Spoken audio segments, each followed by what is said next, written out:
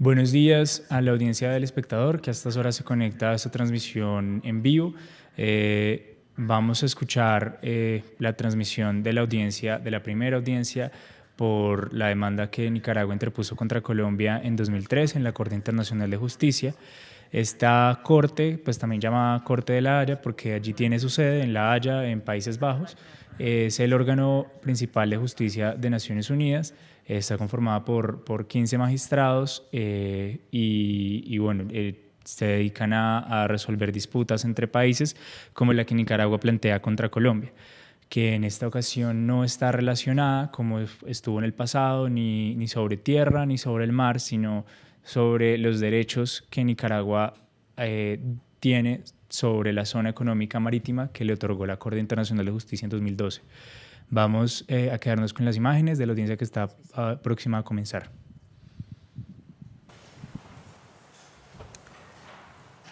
The court meets today and will meet in the coming days to hear the parties' oral arguments on the merits of the case concerning alleged violations of sovereign rights and maritime spaces in the Caribbean Sea, Nicaragua versus Colombia.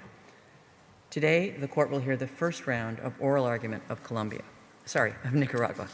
Owing to the ongoing concerns and restrictions related to the COVID-19 pandemic, the court has decided to hold these oral proceedings in a hybrid format under Article 59, Paragraph 2 of its rules. The court will continue to fulfill its mission through all means at its disposal, pending the normalization of the health situation. The court has taken great care to ensure the smooth conduct of this hybrid hearing. The parties participated in technical tests over the course of the past week. Those tests were comprehensive and included, for example, tests of the interpretation system and the process for displaying demonstrative exhibits such as PowerPoints, slides, and maps. However, while these tests can reduce the risk of technical difficulties, they cannot eliminate them. In the event that we experience any such difficulty, such as a loss of any audio input from a remote participant, I may have to interrupt the hearing briefly to allow the technical team to solve the problem. In a hybrid hearing such as this one, all judges are able to review the speaker and any demonstrative exhibits, regardless of whether they are in the Great Hall or joining via video link. I would note that the following judges are present with me in the Great Hall of Justice: Vice President Gavorian and Judges Tomka, Abraham, Benuna, Yusuf, Sabatinde, and Nolte, while Judges Shwe, Bandari, Robinson, Salam, and Iwasawa, and Judges Ad hoc Dode and McRae are participating by video link. For reasons duly made known to me, Judge Cansado Trindade is unable to sit with us in these oral proceedings, either in person or by video link. For this hybrid hearing, the registrar informed both parties that each of them could have up to 4 representatives present in the Great Hall of Justice at any one time, and that the court could make available, should a party so desire, an additional room in the Peace Palace from which other members of the delegation could follow the proceedings via video link. The registrar also informed the parties that participation via video link would be available to the members of each delegation who would not be present in the Peace Palace. Since the court included upon the bench no judge of the nationality of either party, each party proceeded to exercise the right conferred upon it by Article 31, Paragraph 3 of the statute to choose a judge ad hoc to sit in the case. Nicaragua first chose Judge Gilbert Guillaume, who resigned on 8 September 2015, and subsequently Professor Yves Daudet. Colombia first chose Professor David Caron, and subsequently, following the death of Professor Caron in February 2018, chose Professor Donald McRae. Article 20 of the statute provides that every member of the court shall, before taking up his duties, make a solemn declaration in open court that he will exercise his powers impartially and conscientiously. Pursuant to Article 31, Paragraph 6 of the statute, that same provision applies to judges ad hoc. Professor Daudet has already made his solemn declaration at the sitting held on 28 April 2015 on the occasion of the proceedings on the preliminary objections raised by Colombia. Since this is the first time that Professor McRae is participating in this case, he is required, in accordance with Article 8, Paragraph 3 of the Rules of Court, to make a solemn declaration in relation to the present case.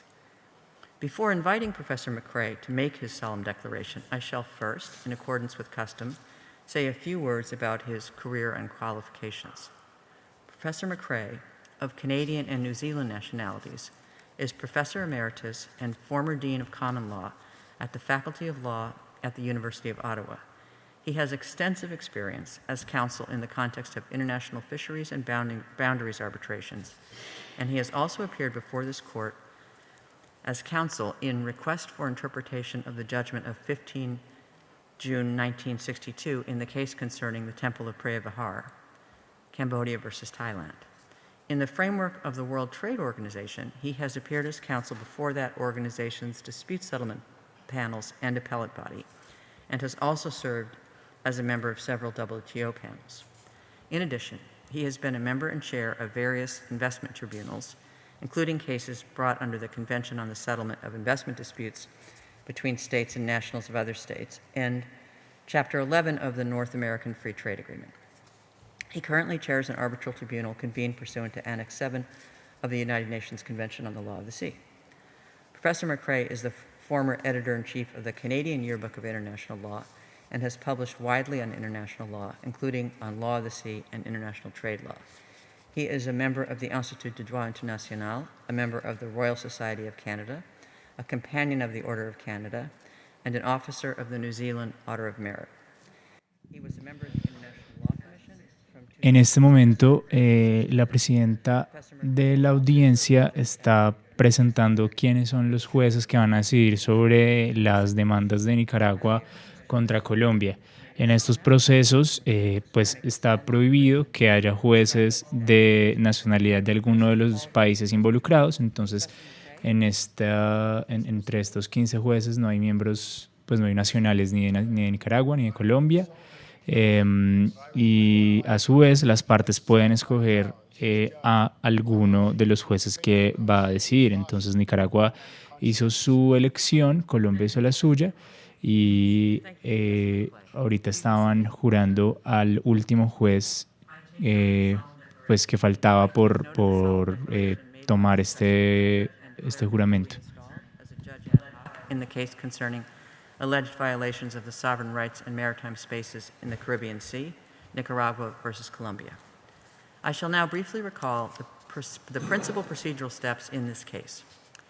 On 26 November 2013, the government of the Republic of Nicaragua filed in the registry of the court an application instituting proceedings against the Republic of Colombia concerning a dispute in relation to, first, alleged violations by Colombia of Nicaragua's rights in maritime zones, which, according to the applicant, the court declared to appertain to Nicaragua in its 2012 judgment in the case concerning territorial and maritime dispute, Nicaragua versus Colombia. And secondly, the threat of use of force by Colombia in the course of these violations. As a basis for the court's jurisdiction, Nicaragua invoked Article 31 of the American Treaty on Pacific Settlement signed on 30 April 1948 and officially designated, according to Article 60 thereof, as the Pact of Bogotá. By an order of 3 February 2014, the court fixed 3 October 2014 and 3 June 2015 as the respective time limits for the filing of a memorial by Nicaragua and a counter-memorial by Colombia. Nicaragua filed its memorial within the time limit thus fixed. On 19 December 2014, within the time limit prescribed by Article 79, Paragraph 1 of the Rules of Court of 14 April 1978, as amended on 1 February 2001, Colombia raised preliminary objections. En este momento la jueza está haciendo un recuento de cómo ha sido el comportamiento en el proceso de las partes, es decir, a cuándo se remonta esta demanda que fue presentada por Nicaragua en 2013, en noviembre de 2013. Posteriormente, las peticiones iniciales de Nicaragua llegaron en 2014. Las objeciones preliminares que Colombia presentó a esas peticiones de Nicaragua llegaron en 2015. Posteriormente, la Corte sostuvo unas audiencias ese mismo año para estudiar los argumentos de Colombia y en esa oportunidad Colombia logró que saliera de consideración de la Corte un tema que era fundamental, que era el uso de la fuerza, el supuesto uso de la fuerza de Colombia en zona marítima de Nicaragua. Esto por la presencia que hace la Armada de Colombia pues en territorios colombianos como son San Andrés, Providencia, en fin. Pero esto no será considerado por la Corte, sino únicamente otro tipo de derechos como el de derecho a la pesca que tiene Nicaragua sobre esta zona marítima. Em, And that the government of Colombia should present its own views on the question in writing by 20 July 2017 at the latest. Nicaragua and Colombia submitted their written Posteriormente, en 2016, la Corte encontró que tenía competencia para decidir sobre eso, para decidir sobre la disputa que hoy pues, nos reúne. Y finalmente, en 2018, Nicaragua interpuso pidió unas solicitudes adicionales y hasta este año, 2021, fue que la Corte Internacional de Justicia citó a las audiencias que inician este lunes. which is alleged to have established straight baselines and to have had the effect of extending Nicaragua's internal waters and maritime zones beyond what international law permits, thereby violating Colombia's sovereign rights and maritime spaces. By the same order, the court directed Nicaragua to submit a reply and Colombia to submit a rejoinder relating to the claims of both parties in the current proceedings and fixed 15 May and 15 November 2018 as the respective time limits for the filing of those pleadings. The reply of Nicaragua and the rejoinder of Colombia were filed within the time limits thus fixed. By an order dated 4 December 2018, the court authorized the submission by Nicaragua of an additional pleading related solely to the counterclaims submitted by Colombia and fixed 4 March 2019 as the time limit for the filing of that pleading. The additional pleading was filed by Nicaragua within the prescribed time limit. Following the closure of the written proceedings, by letter of 23 September 2019, the Nicaraguan government, referring to Article 56 of the Rules of Court, requested the authorization of the court to produce 19 new documents. By letter dated 3 October 2019, the government of Colombia informed the court that it was opposed to the granting of that request. By letters dated 16 October 2019, the parties were informed that the court had authorized the production of the above-mentioned documents by Nicaragua and that the opportunity was available to Colombia to comment thereon and to submit documents in support of its comments. Within the time limit of 16 December 2019, as fixed by the court for that purpose, Colombia transmitted to the court its comments on the new documents as well as supporting exhibits and audiovisual material. By letter of 30 July 2021, Nicaragua, referring to Article 56 of the Rules of Court, further requested the authorization of the court to produce 4 additional new documents. By letter dated 16 August 2021, the government of Colombia informed the court that it objected to the production of these documents.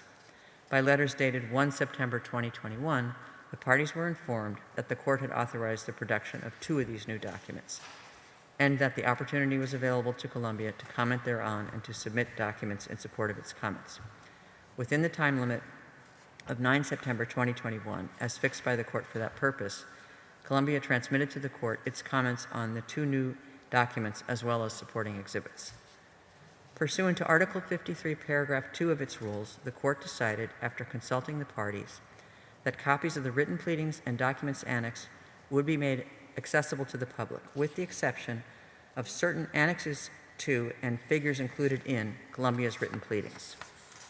In particular, the court acceded to Colombia's request that these materials not be made accessible to the public on the basis that, under Colombian legislation, they are classified as secret or reserved for reasons of national security.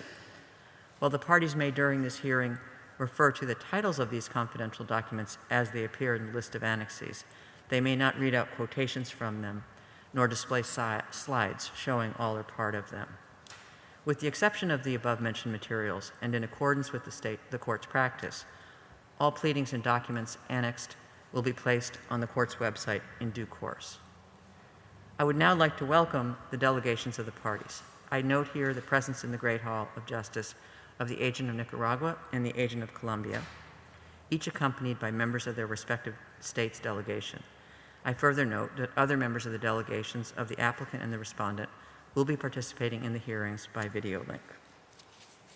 In accordance with the arrangements on the organization of the proceeding that have been decided by the court, the hearings will comprise a first and second round of oral argument.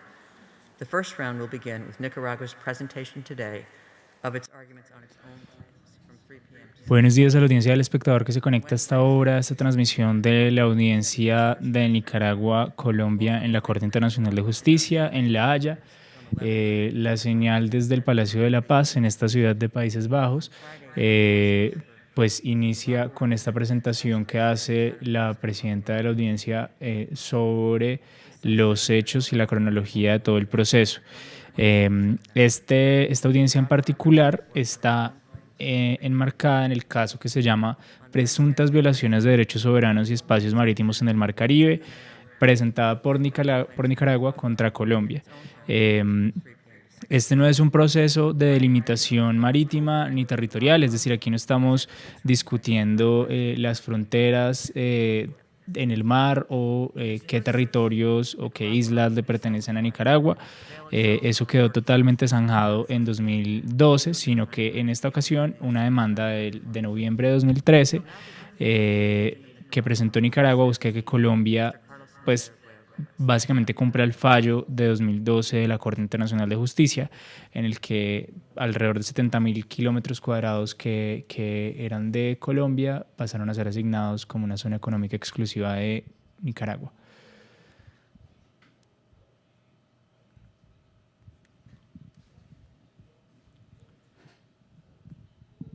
Good afternoon. Thank you, Madam President, distinguished members of the Court. It is always an honor to be before you representing my country. Before beginning my presentation, I would like to add my tribute to the memory of Judge James Crawford. As a member of the bar that has had the honor of pleading before this court, I was able to appreciate firsthand the eloquence and high academic standards of Judge Crawford, not only as a judge, but also in his role as counsel in some of the many cases in which he pleaded before the court, several in which Nicaragua was a party, including the case of the territorial and maritime dispute, Nicaragua versus Colombia, which is the background of the present case before the court. Madam President, 9 years ago, in April 2012, during the oral pleadings in the territorial and maritime dispute, after an exhaustive procedure that began with Nicaragua filing its application on 6 December 2001 and went through preliminary objections filed by Colombia and later the request to intervene by 2 states that had special relation with the maritime interests of Colombia, I stated in my presentation, and I quote, "So finally, more than 10 years after Nicaragua filed this application, we find ourselves in what is hopefully the final run in a case that has outrun in length of time the classic example of a long drawn-out case, the Barcelona traction or the more recent case of Cameroon versus Nigeria." End of quote. Unfortunately, that hope turned out to be wishful thinking. 20 years after we filed our application in December of 2001, and 9 years after the judgment in the court, in this case on 19 November 2012, we are back where we started. When the territorial and maritime dispute was filed, the situation was that Colombia claimed the 82nd meridian as a line of delimitation. On screen, we can appreciate a map of the area at the time of the application was filed. The position of Colombia was clear.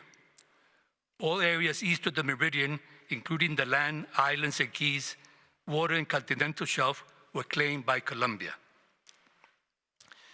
The court decided at the preliminary objections phase of the case in its judgment of 13 December 2007 that the 82nd meridian was not a line of delimitation, but recognized Colombian sovereignty over the 3 main islands. In its judgment on 19 November 2012, the court attributed sovereignty over all the islands and keys in dispute to Colombia, as well as very substantial maritime areas to these small features. This maritime delimitation was unanimously decided by the court including the judges ad hoc appointed by the parties, it was considered in many quarters to be especially beneficial to Colombian interests.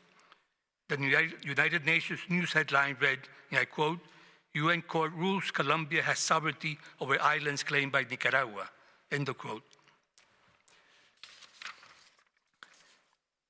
The day the judgment was delivered, the President of Colombia was very happy with the attribution of sovereignty to Colombia over the islands. But he stated that the other aspects of the judgment on maritime delimitation were unacceptable and that Colombia, and I quote, emphatically rejects that aspect of the judgment rendered by the court today, end of quote. The Foreign Minister of Colombia went even further, questioning the professional credentials of the members of the court. She stated that, and I quote, the enemy is the court, which did not base its decision on the law. That judgment is full of inadequacies, and one reads it and cannot believe. En este momento el abogado de Nicaragua ante la Haya, el agente que dirige todo su equipo jurídico, está presentando los hechos que nos trajeron hasta esta audiencia. Hay una demanda inicial de Nicaragua pues que data de comienzos de este siglo, que fue finalmente decidida por la Corte de la Haya en 2012. Y en ese momento, pues la Corte de la Haya, como dice el abogado, reconoció la soberanía de Colombia sobre los territorios de San Andrés, Providencia y otras islas que estaban en disputa. El abogado está siendo muy preciso en decir que lo que nos trae acá es una decisión de 2012 que en su momento fue considerada internacionalmente favorable para Colombia, pero que a su vez pues, le da una serie de órdenes a Colombia porque en ese momento la Corte de la Haya le asignó 70.000 kilómetros cuadrados de territorio marítimo que se pensaba era de Colombia a Nicaragua. Y lo que dice el abogado es que esa decisión, a pesar de ser favorable para Colombia, a este día no se ha cumplido.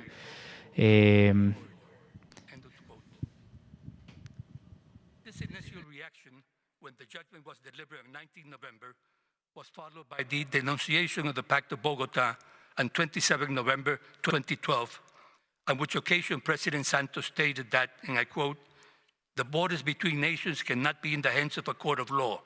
They must be drawn by agreement between the countries involved, end of quote.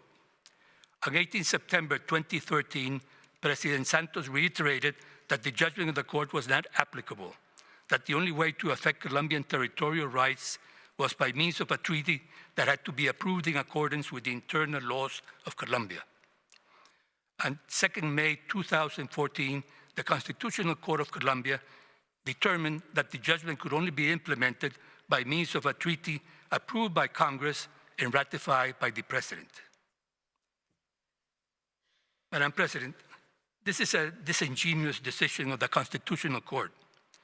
It should have been evident to that court that the judgment of this court was given on the basis of at least two treaties ratified by Colombia, the Charter of the United Nations and the Pact of Bogotá. Any supposed need for another treaty to implement the judgment is simply an excuse for not complying. En esta parte de su presentación, el agente de Nicaragua que dirige su equipo jurídico y en este momento actúa como si fuera un enviado de una misión diplomática, le está diciendo a la Corte pues los hechos bien particulares de este caso que se están discutiendo en este proceso de supuestas violaciones de derechos marítimos de Nicaragua, aparentemente cometidas por Colombia. Y el abogado se refiere en concreto a que la decisión de 2012 de la Corte de la Haya, que le asignó este territorio marítimo a Nicaragua y pues reconoció la soberanía que tiene Colombia sobre estos territorios de San Andrés, Providencia, en fin. En su momento, el presidente Juan Manuel Santos dijo que tal delimitación marítima no debía alcanzarse a través de una decisión judicial, sino de un tratado entre ambos países. Esa es una opinión que compartió la Corte Constitucional en una sentencia posterior y que para Nicaragua pues, es violatoria de sus derechos, porque teoría, según ese argumento que presenta el abogado, pues debería pues reconocerse la sentencia de la Corte de 2012.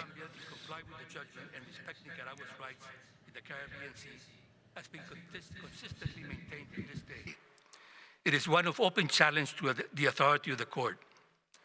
Mr. Reichler will go into more detail on all the activities by Colombian authorities that violate Nicaragua's rights.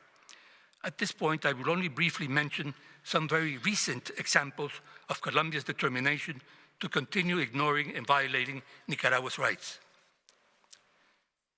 Former President Uribe of Colombia, also a member of the Colombia Foreign Affairs Commission, recently reiterated a call for a referendum on the limits of Colombia with Nicaragua in the Caribbean Sea. That is, whether the Colombian people accept the judgment of the court. Mr. Uribe was president when the first judgment of the court on the preliminary objections was delivered on 13 December 2007, in which the court determined that the 82nd meridian was not a boundary.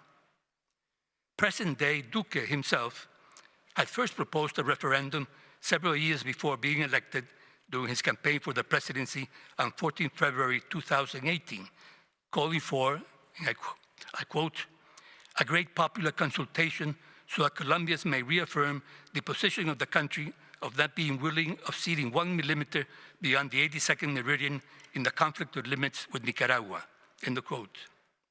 A few weeks ago, on 1st September, President Duque reiterated his proposal for a referendum and again stated that the 82nd meridian was still the border with Nicaragua. The fact that this proposal for a referendum and this reiteration of Colombian claims of sovereignty up to the 82nd meridian was made practically on the eve of these hearings can only be construed as a direct challenge to the authority of the court. What more can one say? If there were any possible misunderstanding that these proposals for a referendum made by President Duque are simply political rhetoric, the following document will dispel this notion.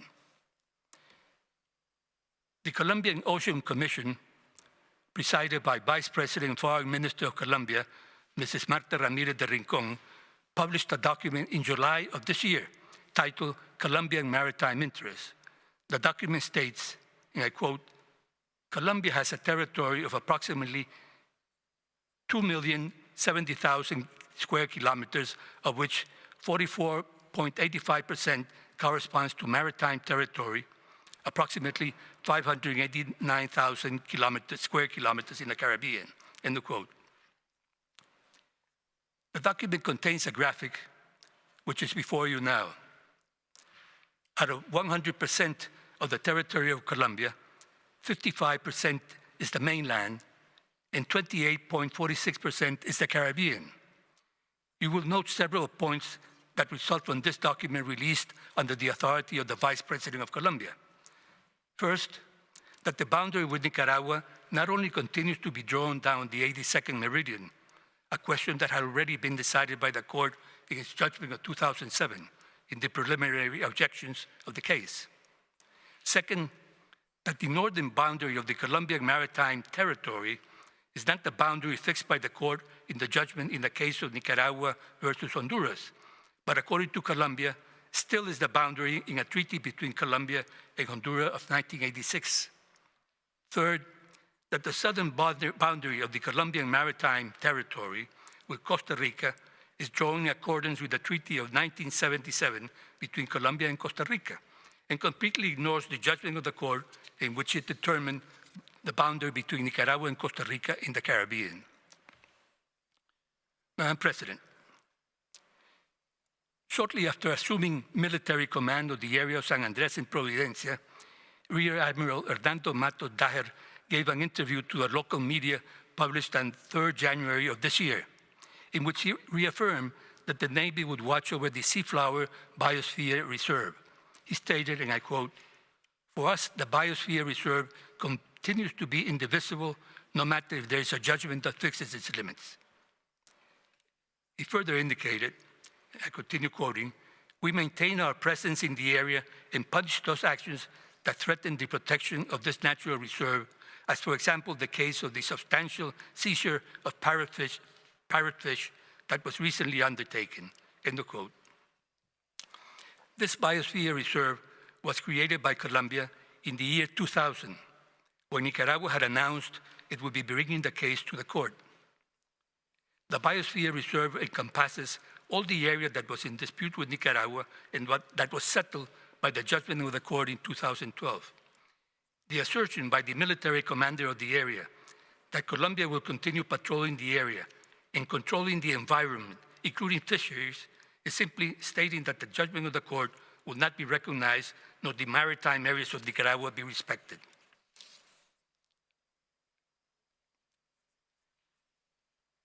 Just last week, as you, Madam President, recall, Colombia, in a last-minute maneuver, invoked the confidentiality of more than 80 documents annexed to its pleadings in order to conceal to the public the extent of the violations of Nicaragua's rights, of which it was the author. In conclusion, we have the President of Colombia calling for a referendum tabling the rejection of the 2012 judgment of the court, a publication of the Vice President, including the maritime areas of Nicaragua as Colombian, and the military commander of the area reaffirming that the Colombian Navy will ignore the judgment. All of this just during the past few weeks and months. Madam President, what can we hear from the distinguished representatives of Colombia now before the court that will contradict what the highest civil and military authorities have said? Unless there is a declaration from the highest authority that Colombia will respect Nicaragua's rights resulting from the judgment, what else can we listen to? What are we doing here? The reality is that this is a singular situation. There have been several instances in which states decided not to appear before the court. None of those non-appearing states has made the incredible disparaging statements that the Colombian authorities have made against the court. Even in those situations, some very tense, like that during the hostages case or the Nicaragua case against the United States, the non-appearing states have shown respect to the court and somehow tried to resolve the issue sub judice. Madam President, in the submissions of Nicaragua in its memorial in reply, the court is requested to adjudge that Colombia must give, I quote, appropriate guarantees of non-repetition of its internationally wrongful acts, end of quote. In the past, the court has noted on these type of requests that, I quote, there is no reason to suppose that a state whose act or conduct has been declared wrongful by the court will repeat that act or conduct in the future, since its good faith must be presumed. And therefore, assurances and guarantees of non-repetition will be ordered only in special circumstances, end of quote.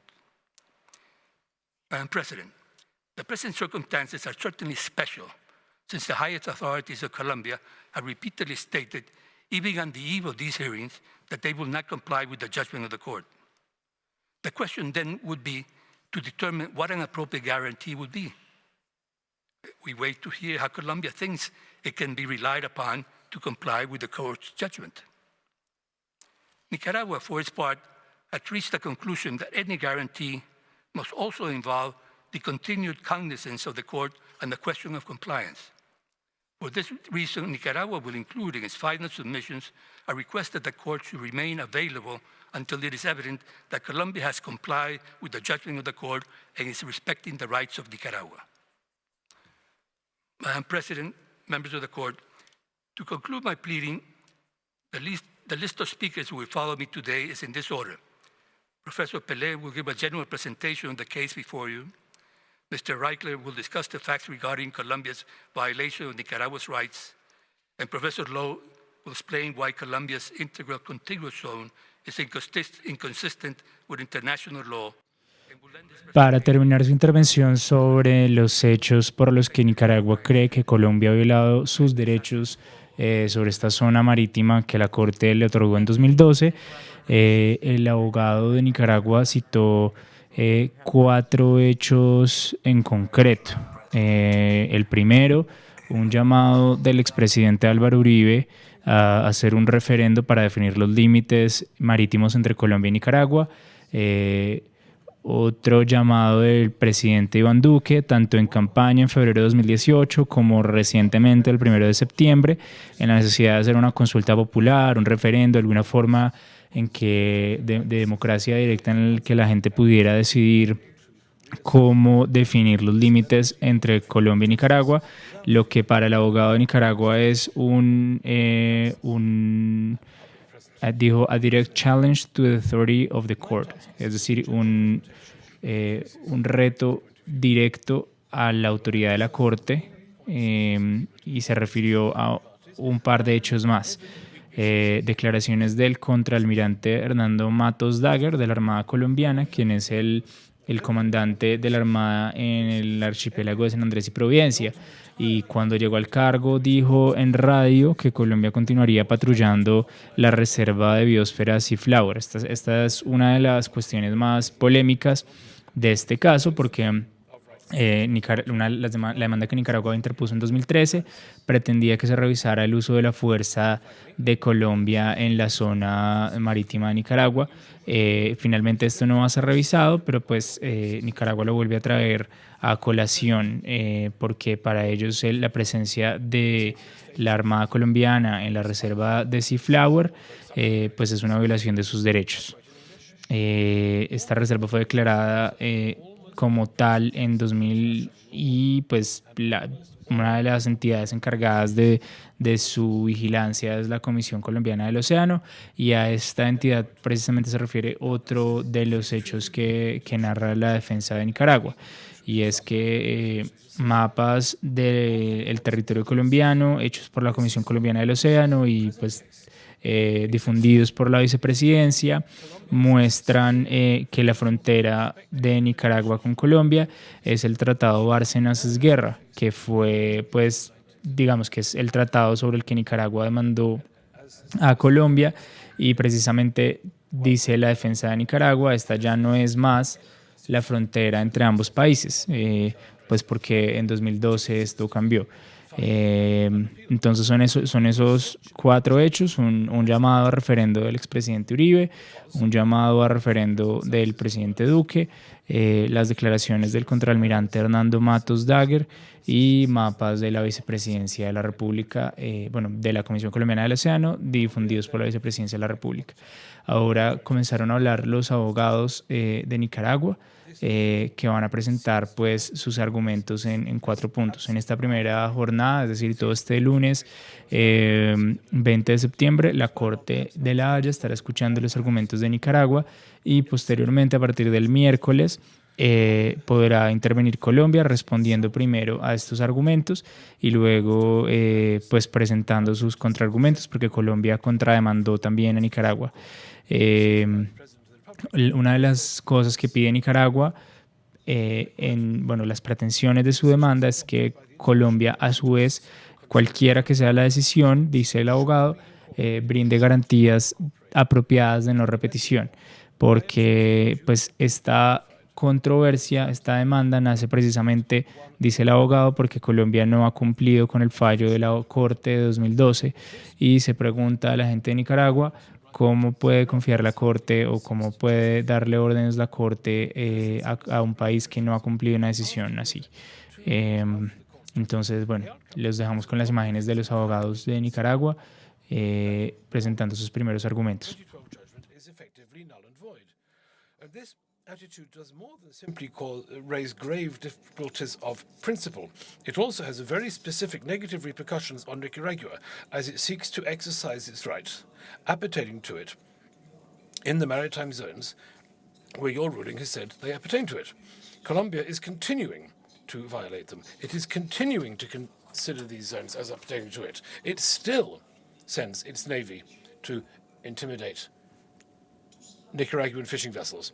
And all this is done under the pretext of this phrase adapted so conveniently by the Constitutional Court, and which has since been much deployed by the Colombian authorities in order to avoid performing their obligations resulting from the 2012 judgment. The pretext being that, I quote, as long as the new treaty is not signed, the limits of Colombia with Nicaragua continue to be those established in the Esguerra-Bárcenas Treaty. That is to say, the limits previous to the International Court of Justice's judgment. And this, President, is a translation. of a quote taken from President Santos's speech, which he made just after the sentence produced by the Constitutional Court. You will find it under tab 4 of the judge's folder.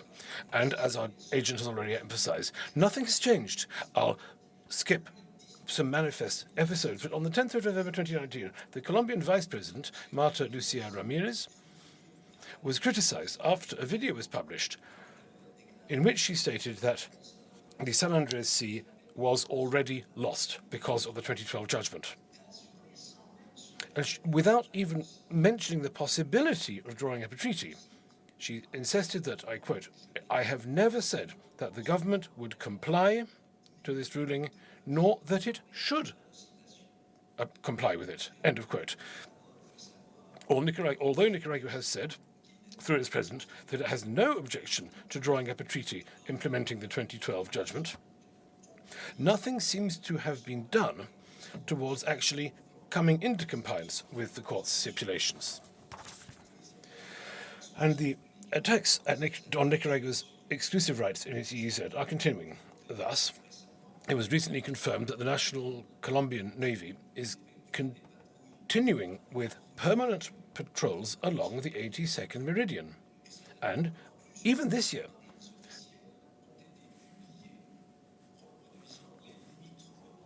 many such events have taken place, confirming Colombia's view of the division before your judgment.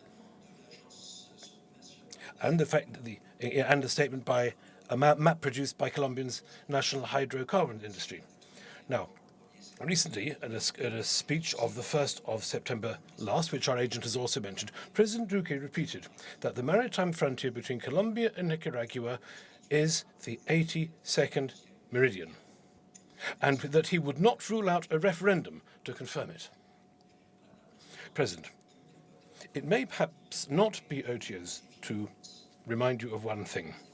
In the light of Articles 59 and 60 of the Statute of the Court, the 2012 judgment is unconditionally binding and final in its entirety. That being said, in accordance with Article 94 of the UN Charter, parties must comply with the court's decision and cannot hide behind the constitutional rules of their own in order to avoid it. As Colombia writes very correctly in its rejoinder, I quote in English, "For international legal purposes, the way domestic law describes itself is not decisive. It is international law's characterization which is determinative." End of quote. As regards myself, I continue to take the view that the court is endowed with inherent authority to draw the conclusions when its judgments are not implemented. That being said, as you correctly pointed out in your 2016 judgment on jurisdiction, I quote, "Nicaragua does not seek to enforce the 2012 judgment as such. And that's why you did not speak on that question of principle, which Nicaragua had raised as an alternative. The substance of the present case before us, as you identified it, is to decide on the consequences of violations by Colombia of Nicaragua's rights in the maritime zones, which, according to Nicaragua, the court declared in its 2012 judgment appertain to Nicaragua," end of quote. Contrary to what Colombia says in its rejoinder, Nicaragua does not, I quote, "does not confuse what are in reality two distinct legal questions, compliance with the 2012 judgment and alleged violations of Nicaragua's sovereign rights and maritime spaces, by amalgamating these separate questions into one," unquote. As the court has correctly pointed out, Nicaragua states that Colombia is not respecting its sovereign rights appertaining to it in the exclusive economic zone recognized in the 2012 judgment. Now, as you have emphasized, depriving a litigant of the benefit of a judgment it has already obtained must, in general, be seen as a breach of the principles governing the legal settlement of disputes. The assertion of Colombia raises three further observations. Firstly, it amounts to saying that the position which you took in your judgment on the preliminary objections, as I've pointed out, you abstained from speaking on your jurisdiction regarding questions of actions undertaken or not in response to your judgments, precisely because you took the view that Nicaragua's request dealt with a quite different question, that is to say, the respect of its rights. And that's what you stated in your judgment. Furthermore, and this is my second point, this being said, you confirmed an existing legal situation without granting Nicaragua any new rights. Overwhelming case law says that these rights pre-existed before your judgment. My third point, in any case, Colombia's responsibility cannot be sought in its behavior prior to your 2012 judgment. Nicaragua, indeed, is not asking you to do that. Nevertheless, to paraphrase your 22 ruling, this time in Cameroon versus Nicaragua, Cameroon versus Nigeria, dating 2012, I quote, specifies in definitive and mandatory terms the maritime boundary between the two states. With all uncertainty dispelled in this regard, the court should not have been called upon to envisage a situation where Colombia would fail to respect the sovereign rights of Nicaragua, as recognized in the judgment. And nevertheless, that is the case before us now. In other words, I'll quote once again, the 2012 judgment of the court is undoubtedly relevant to that dispute, in that it determines the maritime boundary between the parties and, consequently, which of the parties possesses sovereign rights under customary international law in the maritime areas with which the present case is concerned. Honourable members of the bench, the rights, what are the rights appertaining to Nicaragua? Well, they are no more, but also no less than those recognized rights of any coastal state in its EEZ under customary international law. Now here, there's a point of detail I would like to raise. Unlike Nicaragua, Colombia is not a party to the UN Convention on the Law of the Sea. It makes copious, indeed excessive use of this situation to avoid the application of the provisions of the Convention which displease it. But that does not prevent it attempting to use the Convention to its advantage when the Convention imposes specific obligations to the parties, even when those obligations cannot be traced back to a customary rule. Thus, in paragraph 4.90 of its rejoinder, Colombia emphasizes that, I quote, as a party to UNCLOS, Nicaragua has accepted, by ratification, the interpretation of UNCLOS Article 33, as put forth in Article 3032. Therefore, Colombia considers it to be irrelevant whether Article 3032 reflects customary international law, since, by ratifying UNCLOS, Nicaragua has accepted the authentic interpretation of the generic terms in Article 33 found in Article 3032. End of quote. So, without doubt, President, what we can see here is Pacta tercis non nocent, bet non procent. Treaties do not harm third countries, but cannot also benefit them. From our side, we fully accept that only customary international law, as reasonably interpreted, applies between the parties. We also concede that the Convention's provisions can be supplemented on certain points by generally accepted practice which is accepted as lawful. But it is a bit steep to want them to be changed in this way when it has been expressly recognized as law among the great majority of countries in the world.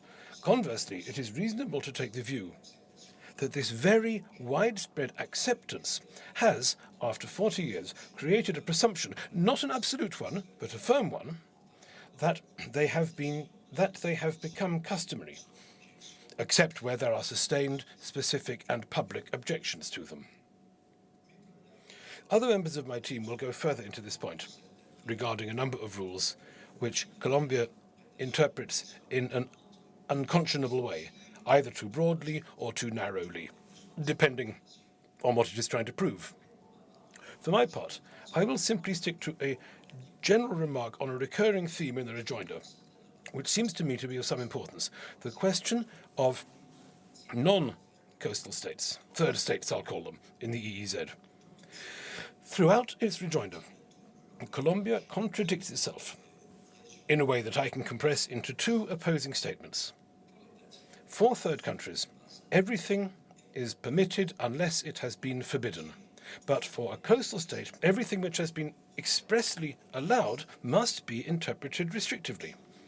This duo flies directly in the face of the very wise position of ITLOS in the Siga 2 case, where it states in a quote surprisingly enough quoted by Colombia itself, I quote, "While UNCLOS attributes certain rights to coastal states and other states in the exclusive economic zone, it does not follow automatically that rights not expressly attributed to the coastal state belong to other states, or, alternatively, that rights not specifically attributed to other states belong as of right to the coastal state."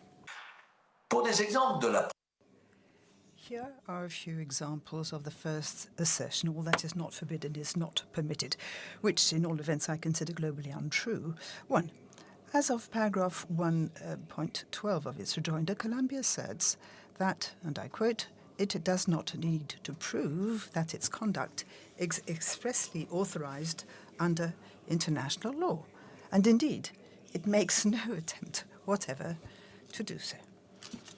Then in paragraph 2.33, Colombia invokes the right to monitor a number of activities undertaken in Nicaragua's EEZ, and I quote, "that are not specifically authorized in UNCLOS, to which Colombia is not a party, or under customary international law." And a third example, in paragraph 5.13, to claim such rights, Colombia argues that there exists no, and I quote, "provision under conventional or customary law which would explicitly prohibit traditional fishing rights within the EEZ."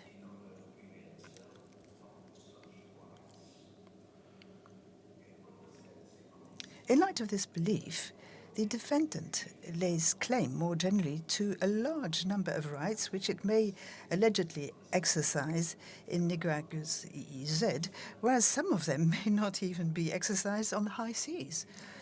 Generally speaking, Colombia's attempt to capitalize on international law without abiding by its obligations runs like a thread throughout its arguments. I shall pick out just 3 examples. Colombia sets great store by the duty to pay due regard to the rights and duties of other states whenever that obligation is incumbent upon Nicaragua. But although this obligation is set out throughout the Montego Bay Convention and in the customary law of the sea as a whole, Colombia ignores the need to comply with it in its integral contiguous zone. Indeed, this expression integral speaks for itself. The addition of the adjective integral clearly aims to sweep aside any opposing claim. Another example, also linked to the setting up of this. Bueno, en este momento interviene el primero de los abogados del equipo jurídico de Nicaragua por la demanda que interpuso este país centroamericano en contra de Colombia en 2013, que recordemos, pues no se refiere a ninguna discusión ni sobre fronteras marítimas, ni sobre fronteras terrestres, ni sobre la soberanía que tiene Colombia sobre San Andrés y Providencia. En pocas palabras, esta no es una discusión sobre tierra ni sobre mar, Aquí lo que está alegando Nicaragua es que Colombia está violando sus derechos o ha violado sus derechos sobre la zona marítima que le confirió la Corte Internacional de la Haya en 2012, que son alrededor de 70.000 kilómetros cuadrados pues el área que antes estaba limitada por el Tratado Internacional Bárcenas-Guerra. En ese momento, el presidente Juan Manuel Santos, en 2013, dijo que para cumplir el fallo de la Haya era necesario que se negociara un nuevo tratado entre ambos países. Esa ha sido desde siempre la posición del gobierno colombiano. Nicaragua insiste en que esos límites ya fueron fijados por la Corte, no hay necesidad de un tratado, pero esta posición de Colombia ha sido reiterada, por ejemplo, en decisiones de la Corte Constitucional colombiana, y el agente que inició su intervención pues se refería a 4 puntos en específico o a 4 hechos por los que considera que Colombia continúa desconociendo la decisión de la Corte Internacional de Justicia de 2012 y que pues son muy recientes. Entre esos, un primero que es un llamado del expresidente Álvaro Uribe, pues jefe natural del partido de gobierno, para que se definan los límites entre Colombia y Nicaragua a través de un referendo o de una consulta popular. Esta propuesta, dijo el agente nicaragüense, ha sido retomada por el presidente Iván Duque tanto en campaña en febrero de 2018 como más recientemente el 1 de septiembre de este año, cuando se refirió a esta controversia de las audiencias que comienzan hoy. Un tercer hecho tiene que ver con declaraciones que dio el comandante de la Armada en la zona de San Andrés y Providencia. En una entrevista radial, cuando asumió el cargo hace poco, dijo que Colombia continuaría su patrullaje de la biosfera Seaflower, de la zona de reserva de biosfera Seaflower, que es una zona pues, de mucha importancia ambiental, declarada como reserva por la UNESCO en 2000 y que está justo en esa zona de frontera. Entonces ese es uno de los debates grandes en este momento, que si Colombia puede patrullar o no esa zona, a pesar de que pues el uso de la fuerza, supuesto uso de la fuerza que Nicaragua alega que ha hecho Colombia en esta zona, pues no es un punto de discusión, porque la Corte pues digamos dejó a un lado este tema y no va a ser discutido en estas audiencias. Sin embargo, ese patrullaje de las reservas Seaflower, pues sí lo trae Nicaragua otra vez al debate. Y un último tema tiene que ver con mapas de cuál es el territorio colombiano y cuál es el océano colombiano que pues publicó la Comisión Colombiana del Océano, esta entidad encargada de los temas pues, marítimos de nuestro país. Esos mapas fueron difundidos por la vicepresidencia y de lo que se queja Nicaragua en estas audiencias en la Corte Internacional de Justicia es que en esos mapas Colombia nuevamente se refiere al Tratado de Bárcenas-Guerra, en que pues dice Nicaragua es un desconocimiento flagrante de la decisión de la Corte de 2012, porque precisamente en ese momento la Corte, pues, aunque reconoció legitimidad de este tratado internacional que definía los límites entre Colombia y Nicaragua, pues fijó no unos nuevos límites, pero le concedió a Nicaragua 70.000 kilómetros cuadrados que antes eran de Colombia. Entonces dice Nicaragua, pues un mapa que se refiera nuevamente al Tratado de Bárcenas-Guerra estaría desconociendo esa decisión.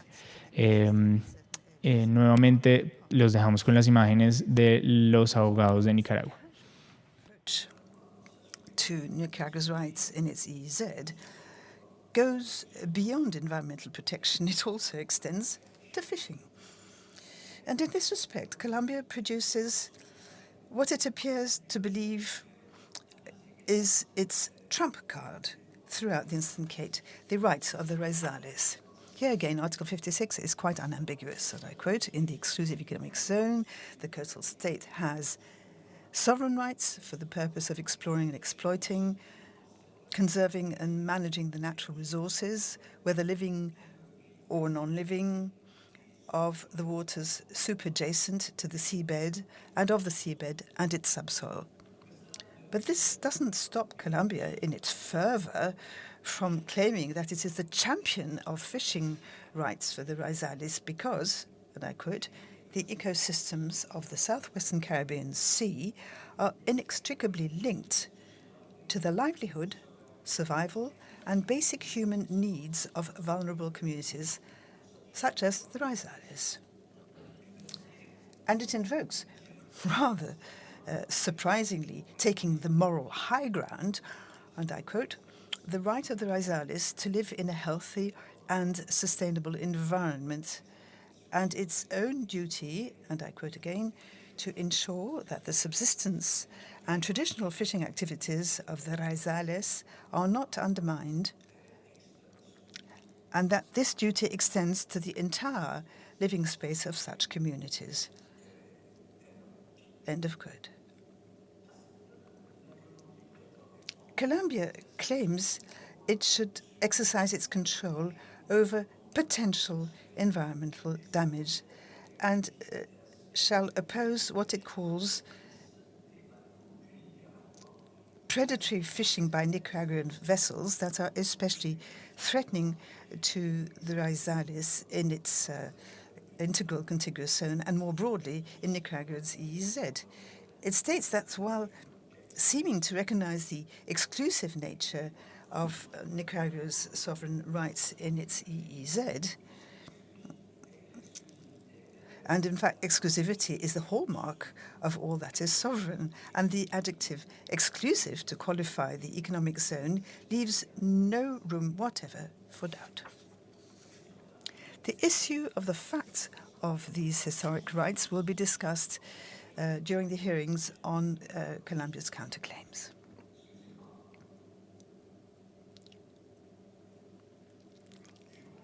Furthermore, I note that while Nicaragua has made it known that it was prepared to discuss the possible fishing rights of the Raizales, it was no more than an offer to negotiate, which is not self-executing either.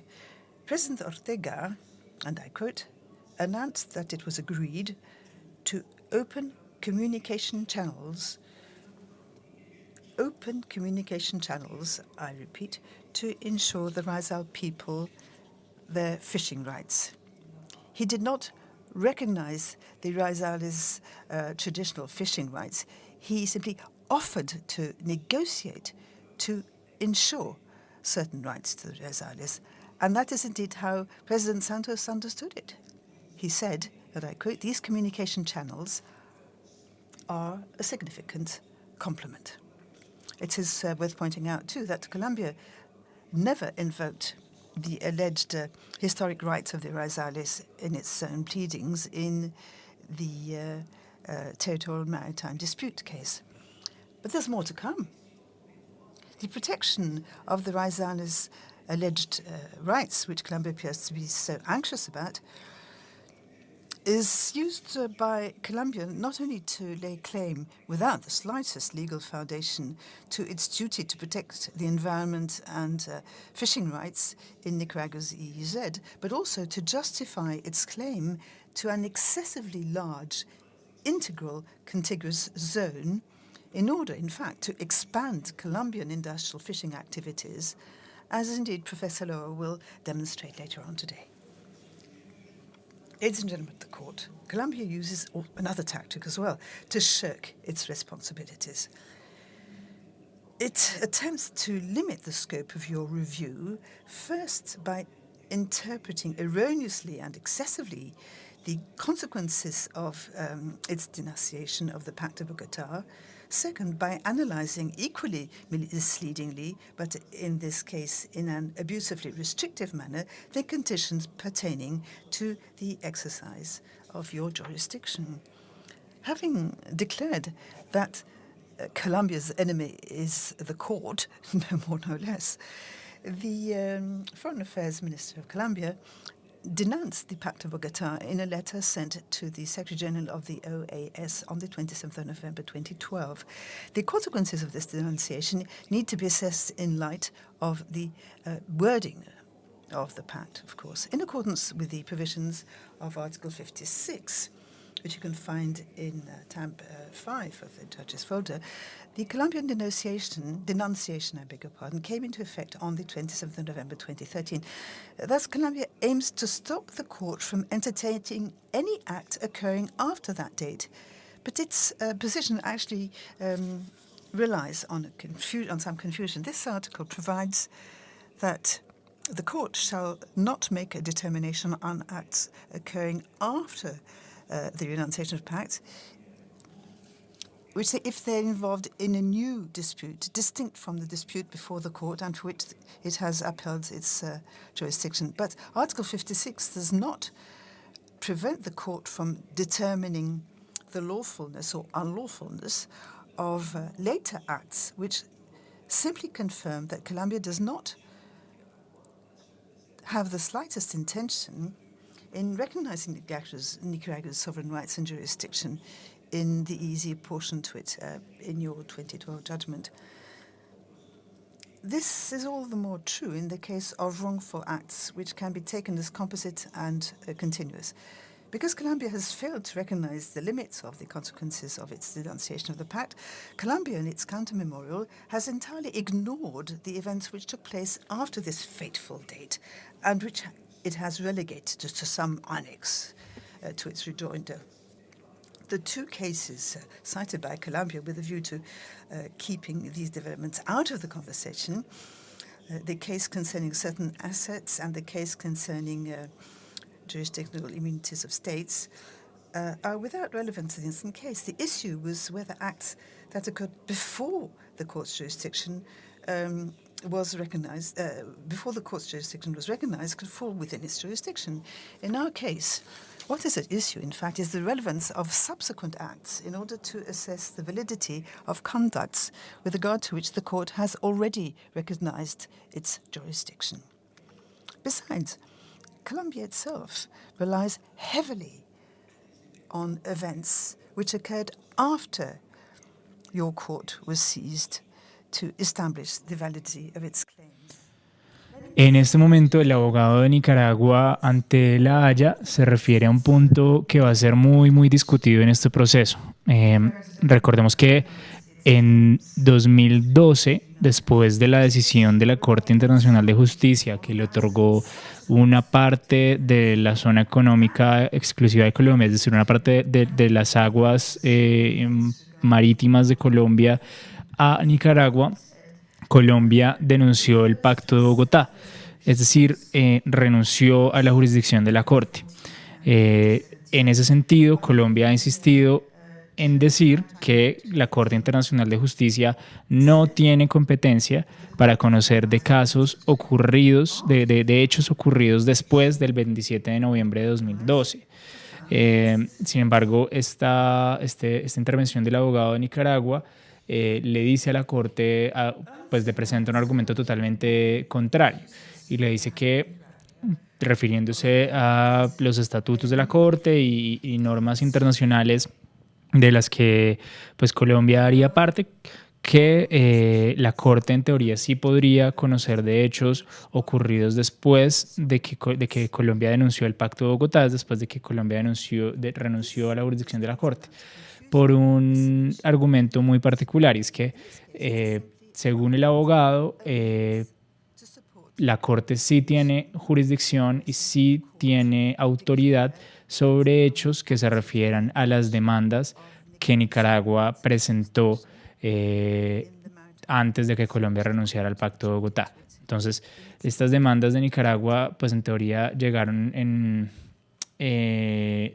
en teoría se refieren hasta 2001, que bueno, fue cuando el Estado nicaragüense intentó pues incluso pedir jurisdicción sobre el archipiélago de San Andrés y Providencia.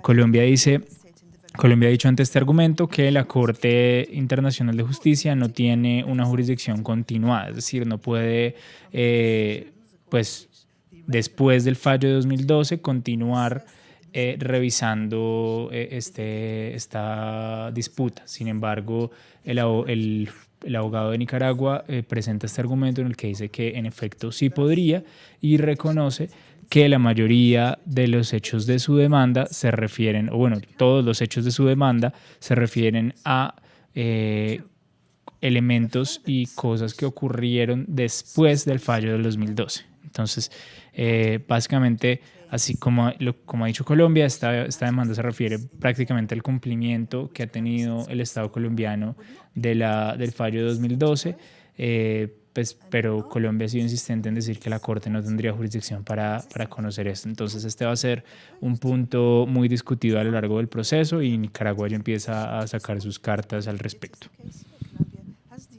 To reply wrongly, as Mr. Reich will show in a moment's time. For the sake of completeness, I would add that, in any case, where the court to determine that it is a submission, it still only clarifies Nicaragua's initial claims and thus is clearly admissible.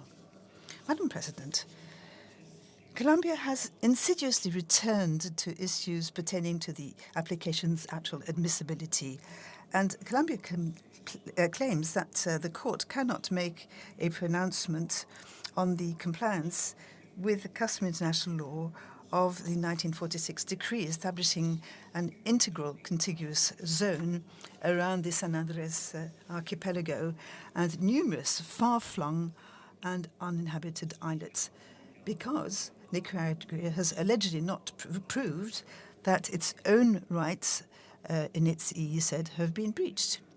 They have been breached, as my colleagues will show you soon. But right now, I'm interested in another matter. If Nicaragua were to file a complaint regarding the establishment of this zone, would that complaint be admissible if, against all odds, the court were to consider that the extension and the integral contiguous zone regime that Colombia has granted itself does not violate Nicaragua's rights in that maritime zone, which pertains to it under the 2012 judgment? Besides questioning the belatedness of this objection, it would definitely be admissible, be it under the Montego Bay Convention or under customary international law. Any delimitation, or should I say the delineation, since we are talking about the outward extension of maritime zones pertaining to a specific state, is of concern to the international community of states as a whole. And the obligations of coastal states in these zones are the very exemplification of erga omnes obligations. Madam President, ladies and gentlemen of the court, Colombia has not respected Nicaragua's sovereign rights and jurisdiction in Nicaragua's exclusive economic zone as recognized by you in your 2012 judgment. Colombia carries out monitoring and actions of restraint on vessels, including Nicaraguan vessels, with a view to enforce compliance with some dreamt-up rights which it or its nationals allegedly hold regarding the protection of the environment and fisheries. Thus doing, this defendant is challenging not only the authority of your judgments, but also the fundamental principles of the law of the sea and the legal order of the oceans. It is also causing material and moral injury to Nicaragua. And Nicaragua is justified in demanding reparation, as Professor Loa will demonstrate. Madam President, I shall leave it at that. I would like to thank you for your attention, and may I ask you to give the floor to Mr. Reichler. I thank Professor Pillay, and I now give the floor to Mr. The floor, sir.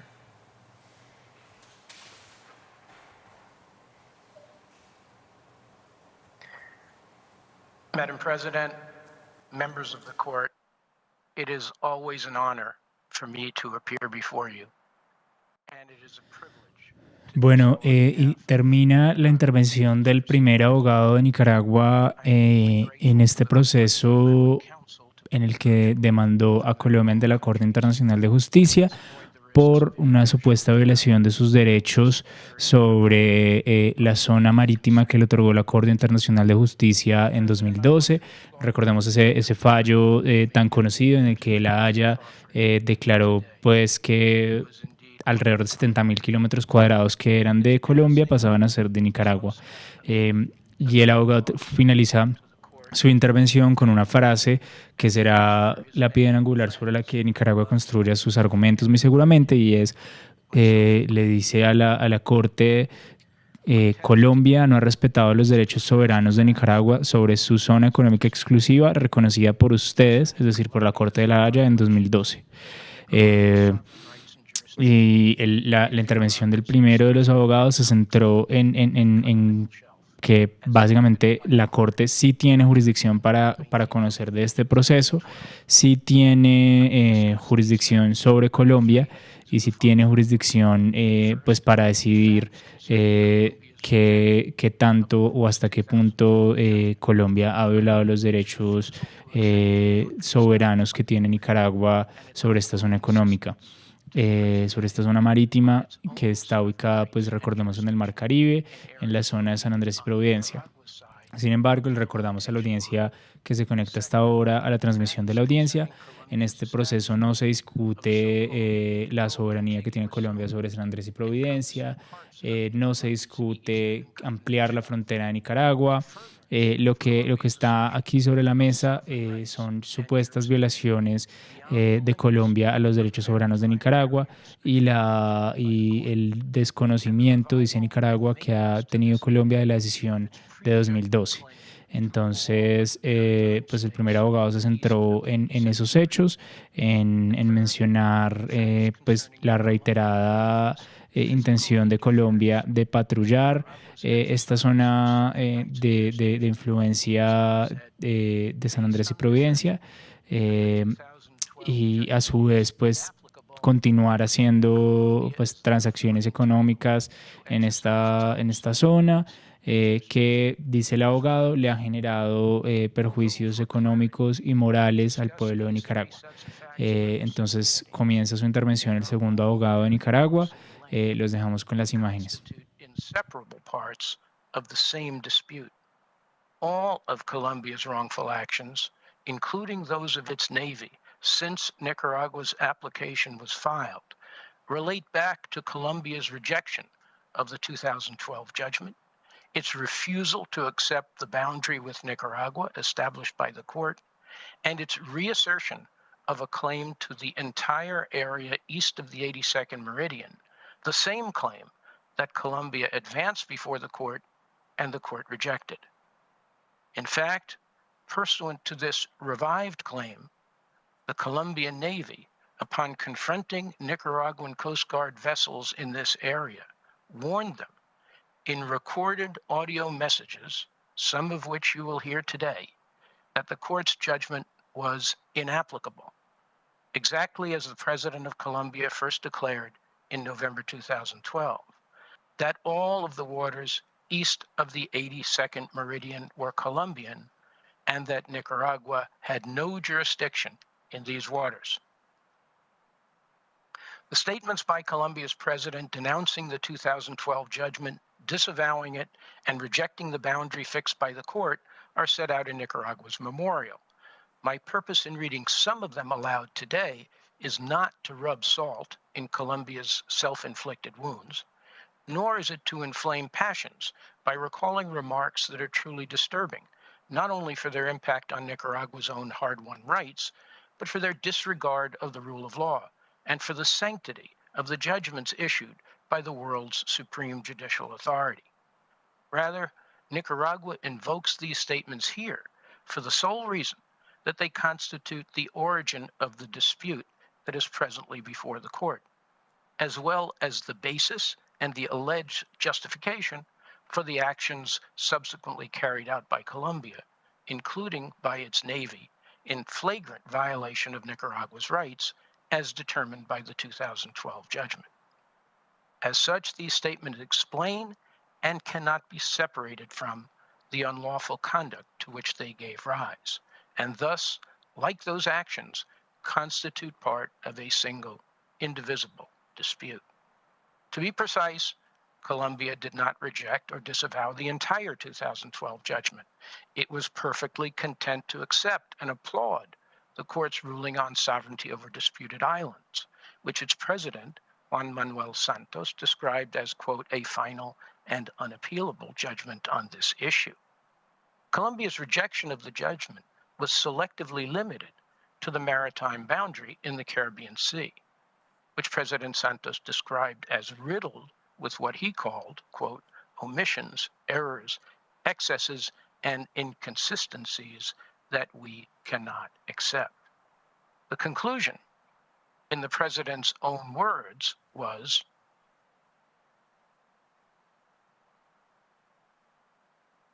Colombia, represented by its head of state, emphatically rejects that aspect of the judgment rendered by the court today. Within 10 days of the judgment, Colombia formally denounced the Pact of Bogotá, withdrawing its acceptance of the court's compulsory jurisdiction. President Santos left no doubt that this was in further rejection of the court's judgment. I have decided that the highest national interests demand that the territorial and maritime boundaries be fixed through treaties, as has been the legal tradition of Colombia, and not through judgments rendered by the International Court of Justice. It might have been hoped that Colombia, disappointed with this aspect of the judgment, would eventually reconcile itself to it, and that its extreme reaction would ultimately give way to conduct more befitting a responsible state, like the one that gave the name of its capital to a historic. El abogado de Nicaragua, el segundo abogado en hablar, presenta declaraciones que hizo el presidente Juan Manuel Santos, el entonces presidente Juan Manuel Santos en 2012, cuando la Corte Internacional de Justicia decidió sobre la primera demanda de Nicaragua. Entonces vamos a leer rápidamente estas declaraciones. Dice, la sentencia de la Corte Internacional de Justicia no es aplicable, no es y no será aplicable hasta que un tratado que proteja los derechos de Colombia sea celebrado, un tratado que tendrá que ser aprobado de acuerdo con nuestra Constitución. Repito la decisión que hemos tomado. La sentencia de la Corte Internacional de Justicia no es aplicable.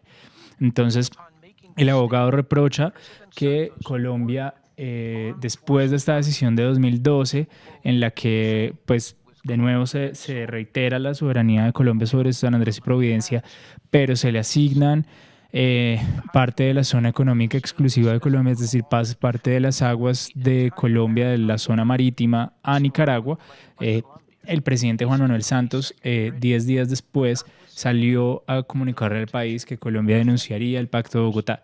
Este es un tratado internacional que le confería jurisdicción a la Corte Internacional de Justicia para que pudiera decidir sobre temas de Colombia, y pues lo que sucede es que con su denuncia Colombia pues está renunciando a esa jurisdicción.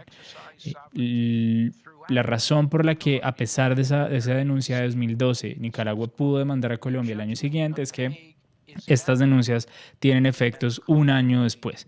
Entonces, Nicaragua alcanzó a demandar a Colombia antes de que su denuncia del Pacto de Bogotá tuviera efecto. Es decir, antes de que la Corte Internacional de Justicia perdiera jurisdicción sobre Colombia, Nicaragua alcanzó a interponer esta demanda por supuestas violaciones a su soberanía. El otro hecho al que se refiere el abogado, muy concreto, son declaraciones, supuestas grabaciones, mencionó, de la Armada, en las que dicen que el tratado, que la decisión es inaplicable. Y pues la Armada colombiana, recordemos, ha seguido patrullando la zona de San Andrés y Providencia. Es uno de los puntos más fuertes de la argumentación de Nicaragua hasta ahora.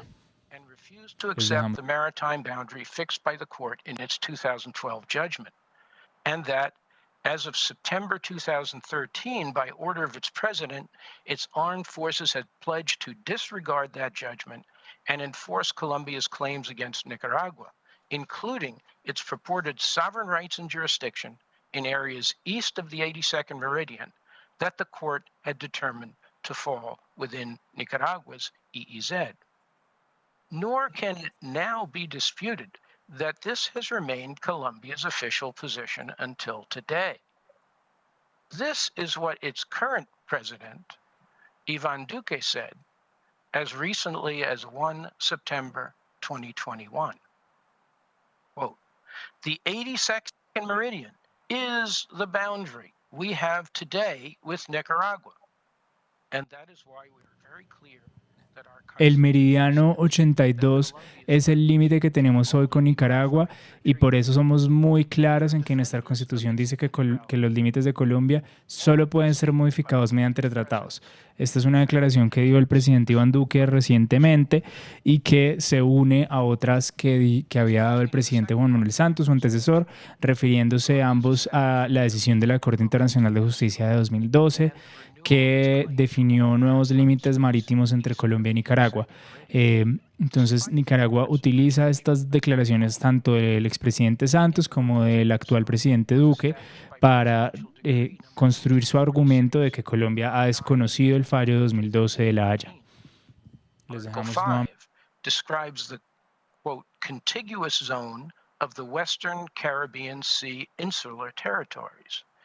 Paragraph 1 of that article declares a contiguous zone of 24 miles around the Western Caribbean insular territories, but this is expressly without prejudice to the provisions of paragraph 2, which extended beyond 24 miles in order to, quote, connect the contiguous zones of the various islands of the San Andres archipelago so that they form, quote, a continuous zone, an uninterrupted zone of the whole of the San Andres, Providencia, and Catalina department. Upon introducing this decree, President Santos displayed a map illustrating the extent of the newly created integral contiguous zone. This slide shows President Santos displaying his map.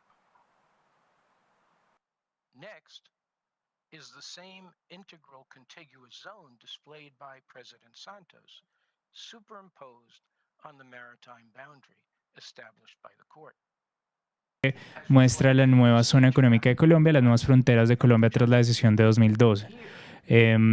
Y lo que dice el abogado es que este mapa presentado por Santos no coincidiría con los límites que puso la Corte en su decisión de 2012.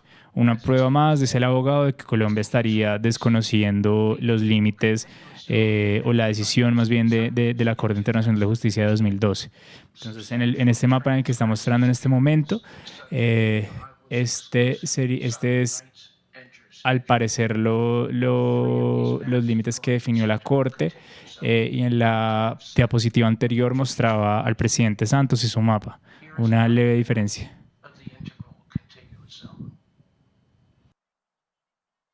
Provided by Colombia in its rejoinder. This map, which is also at tab 8 of your folders, is helpfully entitled by Colombia itself, quote, areas of Colombia's ICZ lying beyond 24 miles and within Nicaragua's EEZ. I'm tempted to say QED, but there is much more to say, and it gets much worse for Colombia. First, Colombia's transgression of Nicaragua's EEZ was exacerbated by the powers Colombia attributed to itself in its integral contiguous zone. According to President Santos, in this integral contiguous zone, we will exercise jurisdiction and control over all areas related to security and the struggle against delinquency, and over fiscal, customs, environmental, immigration, and health matters. En esta zona integral continua vamos a ejercer jurisdicción y control sobre todas las áreas relacionadas con la seguridad. Esta es una declaración del presidente Juan Manuel Santos de 2013 en la que se refería a la zona integral contigua de San Andrés y Providencia. Para nuestra audiencia, ¿qué es una zona integral contigua? Es como la zona marítima que queda inmediatamente pues alrededor de un área soberana como es San Andrés y Providencia de Colombia. Pues en esta zona contigua Colombia puede continuar pues patrullando, haciendo actividades económicas, en fin. Nicaragua insiste en este argumento en que Colombia ha excedido sus competencias sobre esta zona contigua. Colombia acknowledges that under international law, quote, the contiguous zone does not bestow upon the coastal state any territorial or sovereign rights.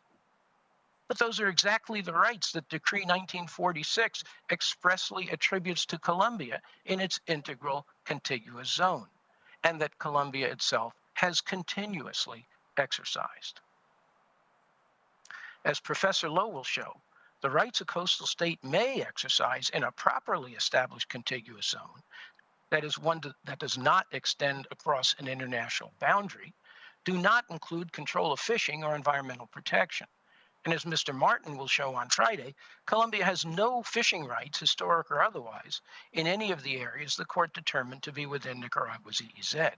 Yet, in practice, as I will come to in the final part of my presentation, Colombia has invoked its integral contiguous zone and the powers declared thereunder, as well as its resurrected claim to all of the maritime area east of the 82nd meridian to justify its exercise of sovereign rights and jurisdiction in Nicaragua's EEZ, including its authorization of Colombian and foreign flagged vessels to fish in Nicaragua's waters, and its prevention of Nicaraguan authorized vessels from fishing or conducting marine scientific research in those same waters. By 2014, El abogado de Nicaragua se refiere a otro de los puntos centrales de este proceso, que son los derechos de pesca.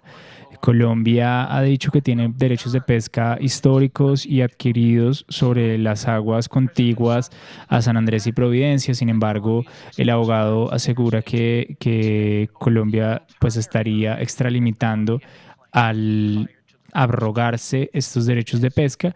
Dice que Colombia no tiene derechos de pesca y que en cambio no solo ha pescado o ejercido pues derechos de pesca que no tiene en territorio nicaragüense, sino que además dice las Fuerzas Armadas colombianas han impedido supuestamente la pesca de nicaragüenses autorizados en aguas nicaragüenses, alegando que son aguas colombianas.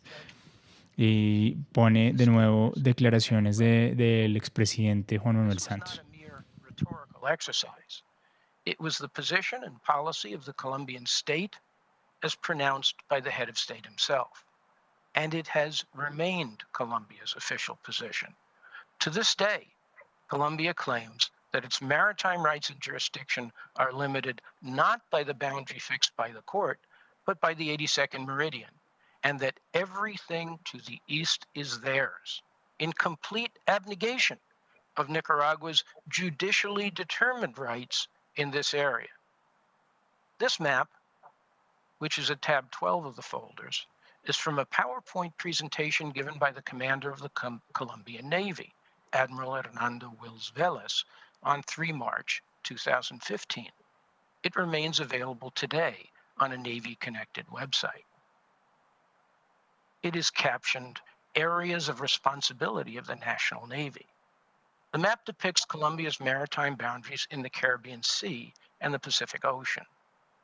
In the Caribbean, nuevamente, el abogado de Nicaragua recurre a mapas de autoridades colombianas en su intervención, esta vez un mapa presentado por el comandante de la Armada, Hernando Wills, en una presentación de PowerPoint. Y aquí, como podemos ver, el comandante de la Armada en esta presentación que se consigue en internet, dice el abogado en un link de la Armada oficial que todavía está en funcionamiento. Colombia asegura pues que su límite con Nicaragua no es el que definió la Corte en 2012, sino el Tratado de Bárcenas es guerra. Y aquí hace zoom a la zona nuevamente en la que pues estamos en disputa con Nicaragua. Bueno, la disputa que definió la Corte en 2012, pero que aquí, dice el abogado, se presenta una nueva violación de los derechos de Nicaragua, pues por el desconocimiento que hace Colombia al presentar estos mapas con fronteras desactualizadas, a pesar de que los argumentos de Colombia son que pues las fronteras nunca se han definido y que deben ser definidas a través de un tratado internacional. Para Colombia, la decisión de la Corte de 2012 no definió las fronteras y por eso sigue refiriéndose al Tratado de Bárcenas es guerra. Sin embargo, para Nicaragua esto es una violación más de sus derechos soberanos sobre estas zonas. the entire map is at tab 15. What you see here is the northwesternmost portion of the map, which shows that in 2017, Colombia held out as available for concession oil blocks bounded in the west by the 82nd meridian, as if the court's 2012 judgment had never been issued. This map is still accessible on the National Hydrocarbon Agency's website. After these oral hearings were scheduled, and soon before they were to commence, Colombia cleverly updated its website with a more sanitized version of the map. But the 2017 version has remained accessible along with it. The oil blocks along the 82nd meridian indisputably infringe on Nicaragua's EEZ and continental shelf. Colombia asserts that it has not awarded any concessions in these areas. We have no reason to challenge that assertion. Experienced international oil companies would not be so foolish as to bid for exploration or drilling rights in a maritime area disputed by two states, especially when the ICJ has already ruled against Colombia's claim. But the fact remains, various Colombian state organs, most conspicuously the Colombian Navy, continue to depict and regard these areas up to the 82nd meridian as subject to Colombia's exclusive sovereign rights and jurisdiction. The commander of Colombia's Navy has expressly confirmed this. In a 2019 interview, Admiral Evelio Ramirez Gaffaro was asked, quote, "Does the Navy patrol the 82nd meridian and help the Colombian fishermen in that jurisdiction?" The Admiral responded, as shown on your screens and at tab 16 of the folders. The Navy has a permanent presence in that area. The operations carried out in the archipelago of San Andres, Providencia, and Santa Catalina have resulted in the capture of 29 persons for the crime of illegal fishing and the seizure of 15,460 kilograms of queen conch. In addition, our presence in the area of operations of the Archipelago Department creates conditions of security and tranquility for the Colombian fishermen and artisanal fishermen of the region. In February 2021, Colombia protested the adoption of legislation by the Nicaraguan National Assembly protecting the Nicaraguan Caribbean Biosphere Reserve, which lies entirely within Nicaragua's EEZ and continental shelf, as determined by the court. Colombia's note claimed that it alone may exercise jurisdiction over this area, which it still considers part of what it denominated as its own biosphere reserve before the 2012 judgment. This was precisely the position expressed by Rear Admiral Hernando Matos Dajer, the chief of Colombia's Naval Command for San Andres and Providencia, the naval unit charged by Colombia with protection of the reserve, just prior to the dispatch of Colombia's 2021 diplomatic note. Quote, "For us, the biosphere reserve continues to be indivisible, no matter if there is a court judgment that fixes its limits. None of these facts is or can credibly be disputed.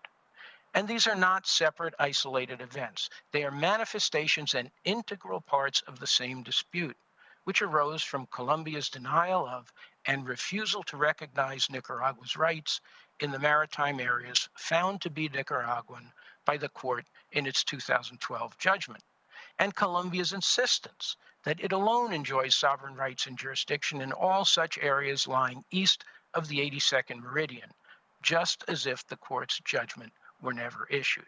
This is the dispute that Nicaragua presented to the court in its application, over which the court accepted jurisdiction when it rejected Colombia's preliminary objection in this regard in its judgment of 17 March 2016.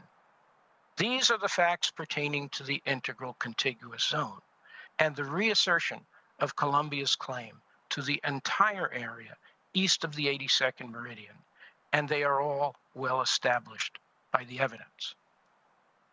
Madam President, I turn now to the third and final part of my presentation, which addresses Colombia's physical acts of interference Excuse me, with Mr. Nicaragua's sovereign Reichler. rights and jurisdiction. Excuse me, Mr. Reichler. May I kindly interrupt you before you begin the next section of your presentation? Absolutely, Madam President. It seems like this would be a good time to adjourn for a coffee break of 10 minutes. Very well. I agree. Thank you very much, Madam President.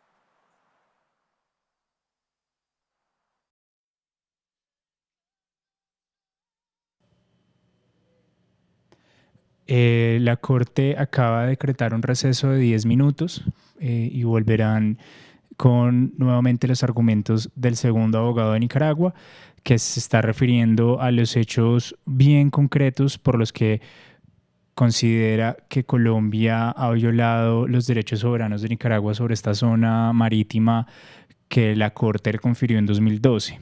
Recordemos que en ese año una decisión de la Corte Internacional de Justicia que se refería a demandas de Nicaragua de 2001 le confirió a el país centroamericano una zona marítima que se creía antes era de Colombia. Son alrededor de 70.000 kilómetros cuadrados que pasaron a ser lo que se llama en el derecho internacional una zona económica exclusiva de Nicaragua. En esta zona económica exclusiva, pues sucede que también están San Andrés, Providencia y todo el archipiélago y que siguen con jurisdicción y soberanía de Colombia. Pero lo que sucede es que en esta zona Nicaragua alega que Colombia ha continuado patrullajes y ha desconocido la decisión de 2012 de la Corte.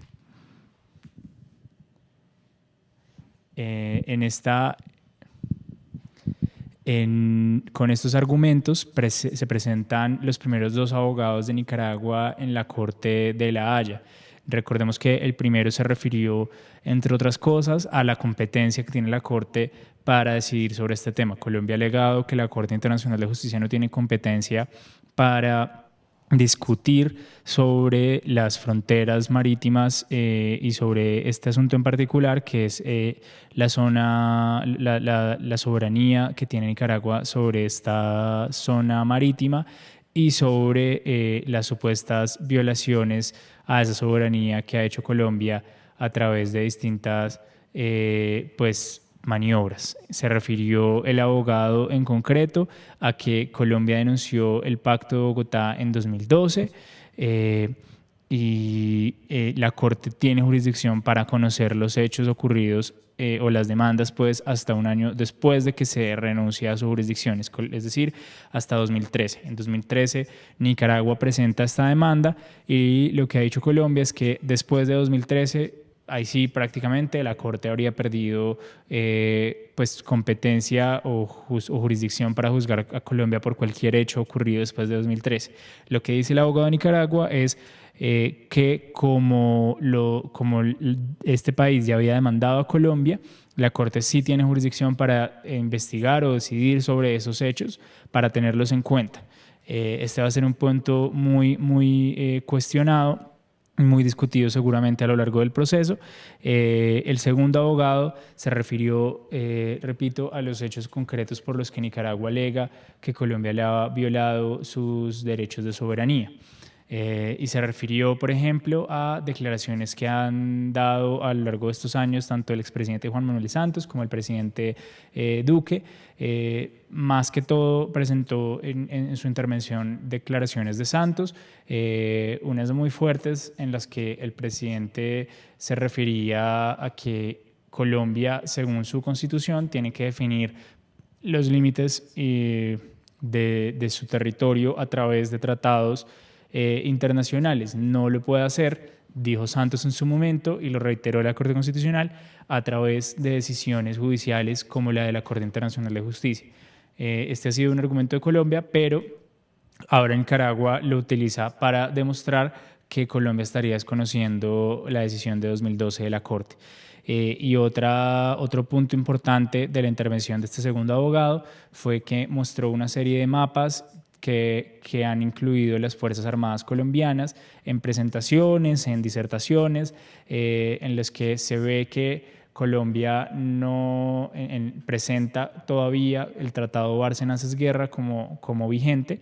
Este tratado es el que hasta hace unos años definida la frontera con Nicaragua, y es precisamente la inconformidad con este tratado el que llevó a que Nicaragua demandara a Colombia en la Haya. Entonces, Nicaragua insiste en pues, que Colombia presente este tratado como vigente, pues estaría desconociendo la decisión de la Corte de 2012 y va a ser uno de los puntos centrales. Y finalmente, el abogado se refirió a que Colombia y sobre todo los militares colombianos, como él se refirió a declaraciones del excomandante de la Armada Nacional, han insistido en que Colombia continuará patrullajes sobre la reserva biosfera Sea Flower. Esta es una de las reservas naturales más grandes del mundo en zona marítima.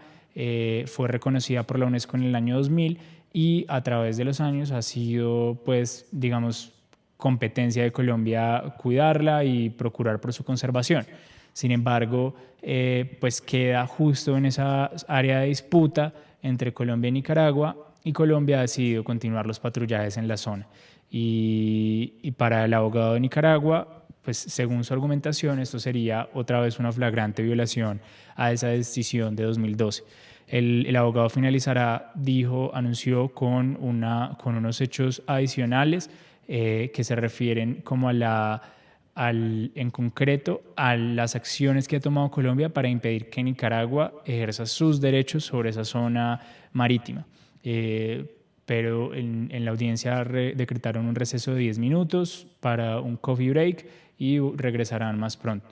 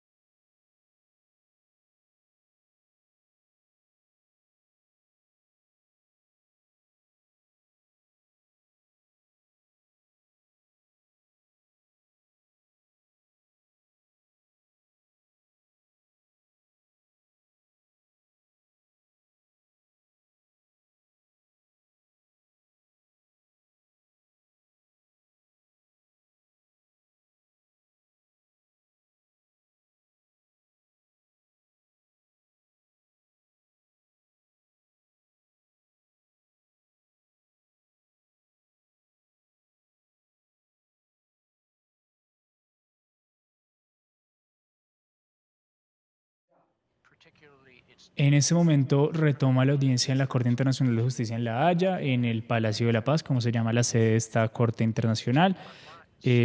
Habla de nuevo el segundo abogado de Nicaragua en intervenir y está por presentar lo que él ha llamado intervenciones físicas de Colombia o casos en los que Colombia físicamente ha impedido que Nicaragua ejerza sus derechos soberanos sobre esta zona marítima en disputa. Recordemos que, bueno, no está en disputa desde 2012, que la Corte Internacional de Justicia declaró que estos 70.000 kilómetros cuadrados de zona de influencia de Colombia ahora pues eran de Nicaragua, y lo que se discute en este proceso en específico no es más pues qué pedazo de tierra o de mar le corresponde a qué país, sino si Colombia ha impedido deliberadamente que Nicaragua pueda ejercer sus derechos sobre esta zona que la Corte le asignó en 2012. Es decir, si Colombia ha desconocido la decisión de la Corte Internacional de Justicia de 2012,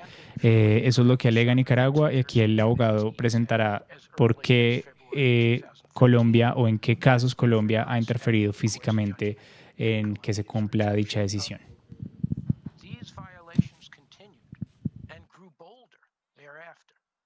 In the face of Colombia's denials of wrongdoing in its counter-memorial, Nicaragua's Coast Guard vessels began to record their radio communications with the offending Colombian naval ships. All of these recordings, including the ones I will play for you today, have been submitted as evidence annexed to Nicaragua's reply. On 18 March 2015, Nicaraguan Coast Guard vessel CG-401 encountered the Colombian naval frigate ARC Independiente in the location now shown on your screens and at tab 17 of your folders, well within Nicaragua's EEZ. CG-401 asked the ARC Independiente to state its objective in navigating in Nicaragua's waters. The Colombian frigate responded, as you will now hear in the original Spanish and see on your screens in English translation. Le informo que usted se encuentra en aguas jurisdiccionales colombianas. El Estado colombiano ha establecido que no es aplicable el fallo de La Haya.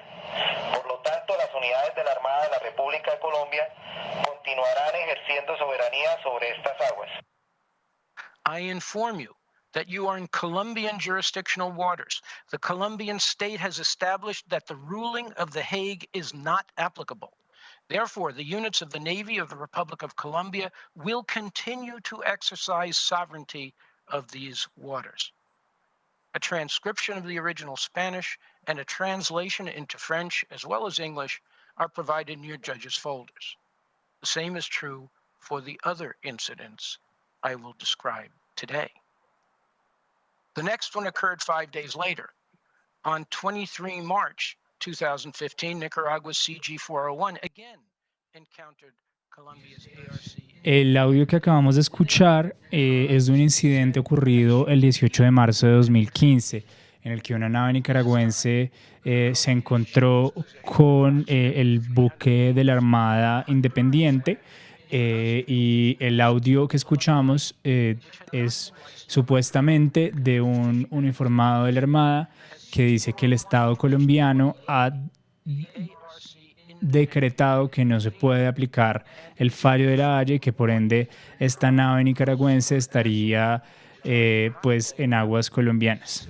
Va a haber una serie de audios similares, de incidentes similares, como el que está por presentar en este momento el abogado.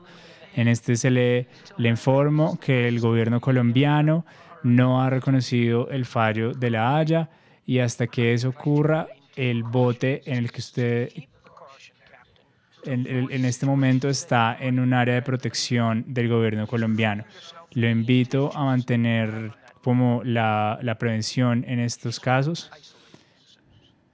Y para el abogado esto no se tratan de hechos aislados, sino de una suma de hechos que va a continuar presentando a lo largo de su presentación, que en esta última parte denominó incidentes físicos en los que Colombia intervino e impidió que Nicaragua pues ejerciera sus derechos soberanos. Un hecho más está presentando en este momento en marzo nuevamente de 2015 entre el buque de la Armada 11 de noviembre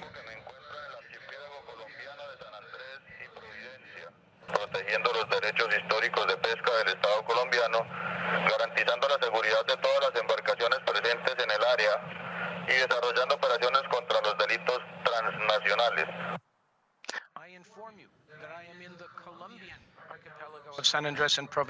Este audio supuestamente es del buque de la Armada 11 de noviembre que este 26 de marzo de 2015, hace ya 6 años, se encontró con la nave CGY 401 de Nicaragua, pues que era una embarcación que se disponía a hacer pesca en una zona pues que está en esta área marítima que la Corte de la Haya declaró pertenecía a Nicaragua en 2012. Y vamos a escuchar una serie de audios más, anunció el abogado, porque él insiste en que no son hechos aislados, sino que es una actitud de Colombia, pues que sabidamente y con intenciones ha querido impedir que Nicaragua ejerza sus derechos de soberanía. On the same date, while it was still in Nicaragua's EEZ, the ARC 11 de noviembre ordered a Nicaraguan flagged and Nicaraguan licensed fishing vessel, the Doña Emilia, to stop fishing in what it called Colombian waters. The incident occurred here, as depicted on the screen now and at tab 20 of your folders. The Colombian naval vessel's message was also recorded, and it was submitted as part of Annex 32 to Nicaragua's reply. On 5 April 2015, Nicaraguan Coast Guard vessel BL-405 encountered another Colombian naval frigate, the ARC San Andres, in the location depicted in the chart now on display and at tab 21, and initiated communication with it. Again, you can hear Colombia's response and see the now familiar words on your screens.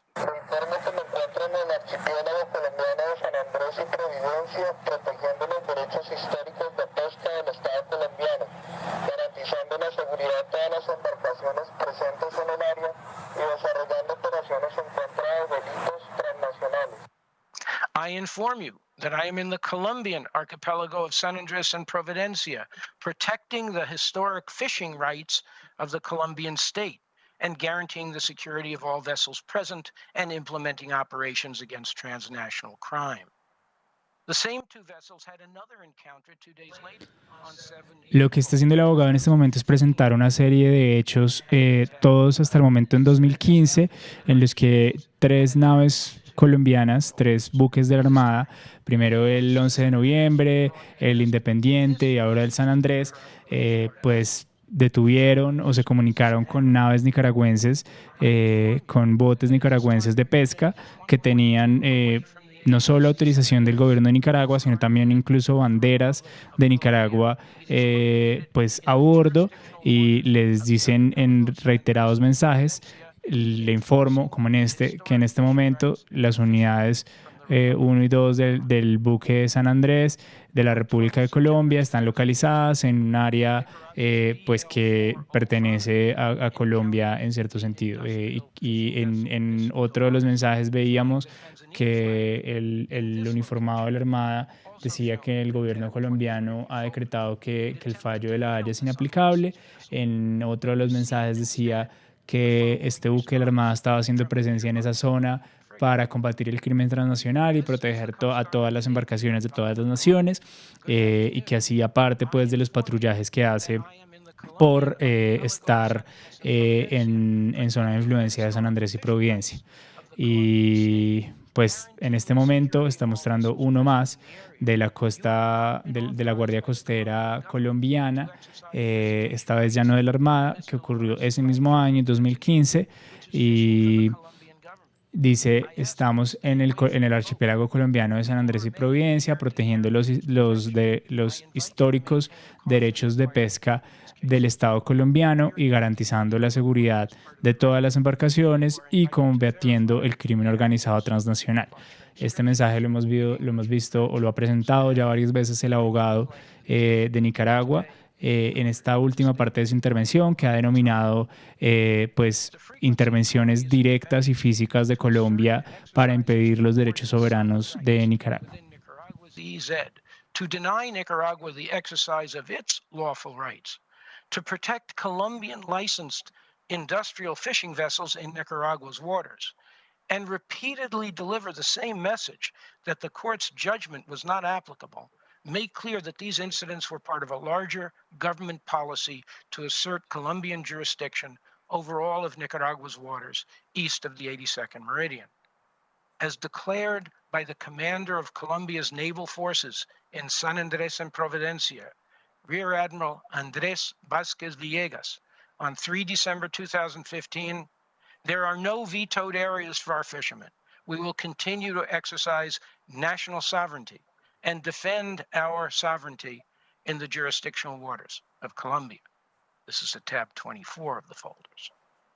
Shortly after this statement, on 12 January 2016, the Honduran-flagged Observer was seen fishing in Nicaragua's EEZ by Coast Guard vessel CG-403 at this location and is depicted at tab 25 of your folders. The Observer was informed that it was in Nicaragua's waters and required a license from Nicaragua to fish there. The Observer responded, as recorded by the CG-403, quote, "I did not know because the Colombian authorities allowed us to come and fish. They ordered us to come and work here." A few hours later, the CG-403 spotted the Observer fishing in the same area and attempted to hail it again. This time, the recorded response came from a nearby Colombian naval frigate. This is the vessel of the Navy of the Republic of Colombia. I inform you that the motorboat Observer is authorized to fish in this area by the Colombian Maritime Authority, according to the historic fishing rights of the state of Colombia. When the CG-403 objected, the Colombian naval vessel responded. I inform you that the Observer and all Colombian vessels that are in the area are authorized by the Colombian General Maritime Directorate to carry out fishing activities in the area. A similar incident occurred on 6 January 2017. On that date, the Nicaraguan Coast Guard vessel CG-405 encountered the Honduran-flagged Capitan Giovanni fishing without a license in Nicaragua's EEZ, as depicted here and at tab 26 of the folders. CG-405 ordered the Capitan Giovanni to leave the area, but a Colombian frigate soon arrived and instructed the Capitan Giovanni. Recibido, Capitán Giovanni, este es guardacostas de Colombia. Al recibo proceda a continuar su faena de pesca. Usted se encuentra en aguas históricamente colombianas y nuestro deber es proteger su faena. Siga. This is the Coast Guard of Colombia. Upon receipt, proceed and continue your fishing task. You are in historically Colombian waters, and our duty is to protect your task. The Colombian frigate then turned its attention to Nicaragua's CG-405. Este es guardacostas de Colombia. Al recibo proceda a abortar cualquier intento de abordaje y cualquier intento de abortar la pesca de la motonave Capitán Giovanni. This is the Coast Guard of Colombia. Upon receipt, proceed to abort any attempt to board and any attempt to abort the fishing of the Capitan Giovanni motorboat. In response to the Nicaraguan Coast Guard vessel's protest, the Colombian vessel insisted. Recibido, Capitán Giovanni se encuentra autorizado por la Autoridad Marítima Colombiana pescando en aguas históricamente colombianas. Siga. The Capitan Giovanni is authorized by the Colombian Maritime Authority, fishing in historically Colombian waters. On 10 December 2018, Nicaragua's Coast Guard vessel BL-405 encountered, once again, the Honduran fishing vessel Observer conducting illegal fishing in Nicaragua's EEZ, as depicted here and at tab 27 of your folders. This time, the Nicaraguan authorities were able to board the observer, where they discovered over 5,000 pounds of lobster and 150 lobster traps, as well as a Colombian fishing license and a departure certificate issued in San Andres in November 2018. Nicaragua has submitted both of these official documents to the court. The BL 405 took the observer into custody and began to escort it to a port in Nicaragua. Due to mechanical problems, the observer stalled. Bueno, lo que tienen en común estos incidentes que ha presentado el abogado de Nicaragua es que, como ocurre en este momento, ese punto rojo que señala está por fuera de lo que se llama la zona contigua de San Andrés. Entonces, recordemos que San Andrés y Providencia continúan siendo territorios colombianos y su soberanía, pues la soberanía de Colombia sobre el archipiélago no está cuestionada en este proceso, sino que si ven las líneas rojas que circundan alrededor de San Andrés y Providencia, pues esa es la zona contigua. Y estos incidentes lo que tienen en común es que ocurrieron por fuera de la zona contigua de San Andrés y Providencia. ¿Eso qué quiere decir? En zona económica exclusiva de Nicaragua, dice Nicaragua. En todos los audios, pues escuchamos en la mayoría de ellos a uniformados de la Armada o de la Guardia Costera de colombiana, refiriéndose a que el gobierno colombiano ha declarado que el fallo de la Haya es inaplicable y que en algunos de ellos hemos escuchado que las naves o las embarcaciones que Nicaragua considera ilegales han sido pues autorizadas por el gobierno colombiano para estar en aguas, dicen ellos, históricamente colombianas. Entonces, ese va a ser uno de los puntos fuertes de Nicaragua, toda esta serie de incidentes en los que embarcaciones de pesca no autorizadas por Nicaragua han aparecido en aguas de esta zona que la Corte Internacional de Justicia le concedió en 2012. The real question, for which Colombia has no answer, is why was a Colombian naval frigate challenging and interfering with Nicaragua's enforcement of its sovereign right to prevent illegal fishing activities in its own EEZ by a Honduran-flagged fishing boat? These incidents, all of them except for the last one, have occurred in or near the rich fishing area known as Luna Verde, depicted here in green and at tab 28 of your folders. As you can see, it is plainly within Nicaragua's EEZ. Nevertheless, Colombia has made no secret of its encouragement of Colombian and foreign flagged vessels to fish at Luna Verde. For example, Resolution number 4780, issued by the General Maritime Directorate of the Department of the Archipelago of San Andres and Providencia on 24 September 2015, grants an industrial commercial fishing permit to the owner of the company Pesquera Serranía to fish in, quote, the area known as La Esquina or Luna Verde, which includes our insular territory and fishing zones. As this permit makes clear, it licenses industrial commercial fishing.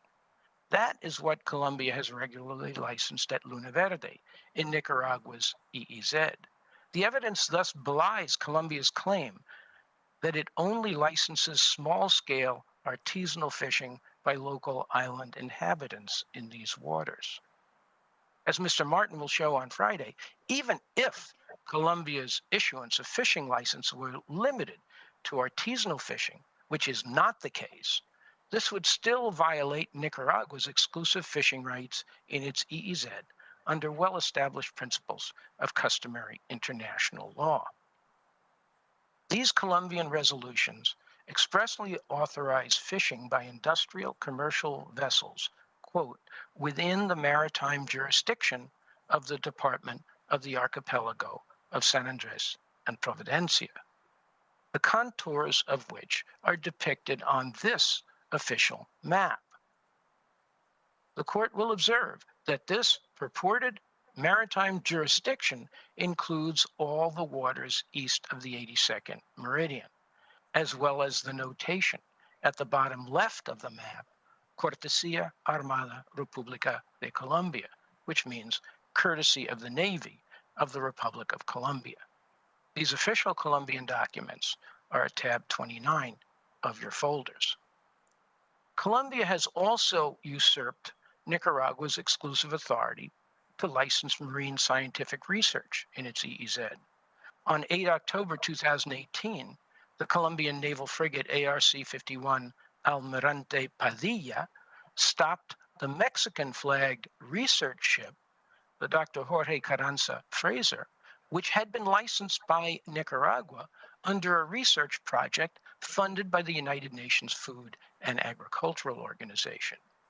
The incident occurred along this route, depicted in red. En este nuevo incidente, el abogado de Nicaragua nos presenta otro tipo de supuesta intervención de Colombia en los derechos soberanos de Nicaragua sobre esta zona marítima que queda alrededor de San Andrés y Providencia, que recordemos, pues si bien Colombia tiene una zona contigua a las islas en las que puede ejercer su jurisdicción, Nicaragua lo que dice es que Colombia se ha excedido y ha, digamos, ejercido pues patrullajes y uso de la fuerza y, en fin, sobre zonas que se exceden. Entonces, en este episodio en particular, ya no está hablando de episodios en los que Colombia autorizó embarcaciones de pesca, sino que se está refiriendo a una embarcación que realizaba actividades de investigación.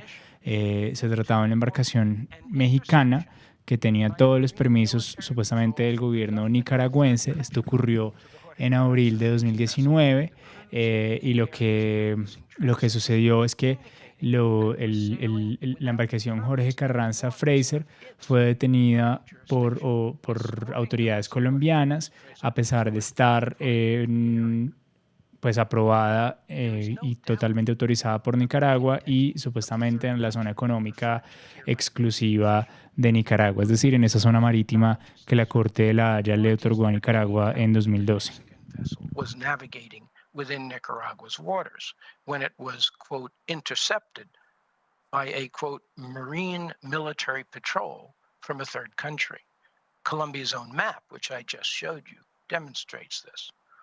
All of this evidence, as well as the evidence of the dozens of other similar incidents described in Nicaragua's pleading, demonstrates the hypocrisy of Colombia's insistence in its rejoinder that its actions in these waters have allowed Nicaragua, quote, to continue to enjoy its sovereign rights in its EEZ. The evidence also belies Colombia's assertion that its actions reflect nothing more than its exercise of the right of freedom of navigation. Earlier this month, Colombia's own president let the cat out of the bag again and dispensed entirely with these pretexts, as I displayed on your screens earlier. Quote, the 82nd meridian is the boundary we have today with Nicaragua. Freedom of navigation, that is not what the president of Colombia said, nor is it what the Colombian Navy itself repeatedly told Nicaragua it was protecting. Rather, in the recorded words of its naval commanders, it was engaging repeatedly in the exercise of Colombia's sovereign authority over these waters, and especially to protect Colombia's historic fishing rights in areas the court declared to constitute Nicaragua's EEZ.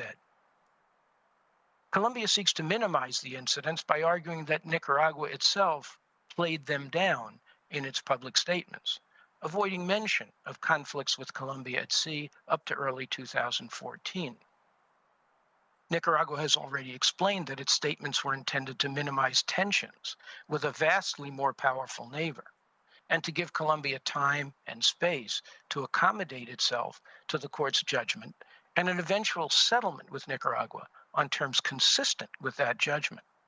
However, as Colombia's violations of Nicaragua's rights continued and grew more intrusive and threatening, Nicaragua began to protest them more vigorously, and to make recordings of them to provide irrefutable proof of those violations. Colombia has yet to offer a credible explanation of its actions. Faced with its inability to defend the indefensible, Colombia seeks refuge in a casuistic jurisdictional argument that would erase all these incidents from the case as if they never took place, on grounds that they are beyond the scope of the present dispute, hence outside the court's jurisdiction. In its counter-memorial, Colombia simply refused to address any of the incidents that postdated 27 November 2013, the date of its withdrawal from the Pact of Bogotá, arguing that these incidents were each separate disputes, each of which arose after the jurisdictional title for Nicaragua's application had lapsed. In its rejoinder, Colombia likewise refused to discuss any of these incidents in the main body of its text, relegating its response to an appendix.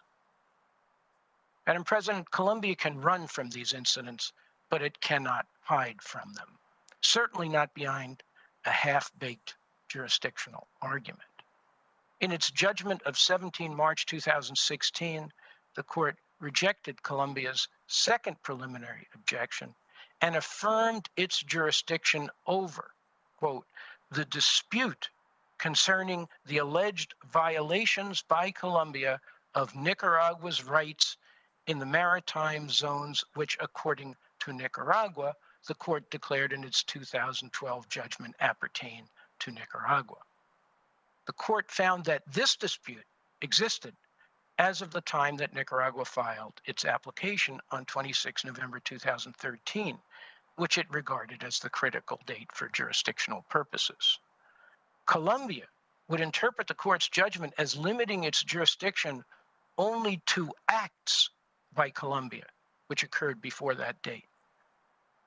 But the judgment of 17 March 2016 does not say that. It does not limit the court's jurisdiction to acts occurring before 26 November 2013. It affirms jurisdiction over the dispute that arose prior to that date.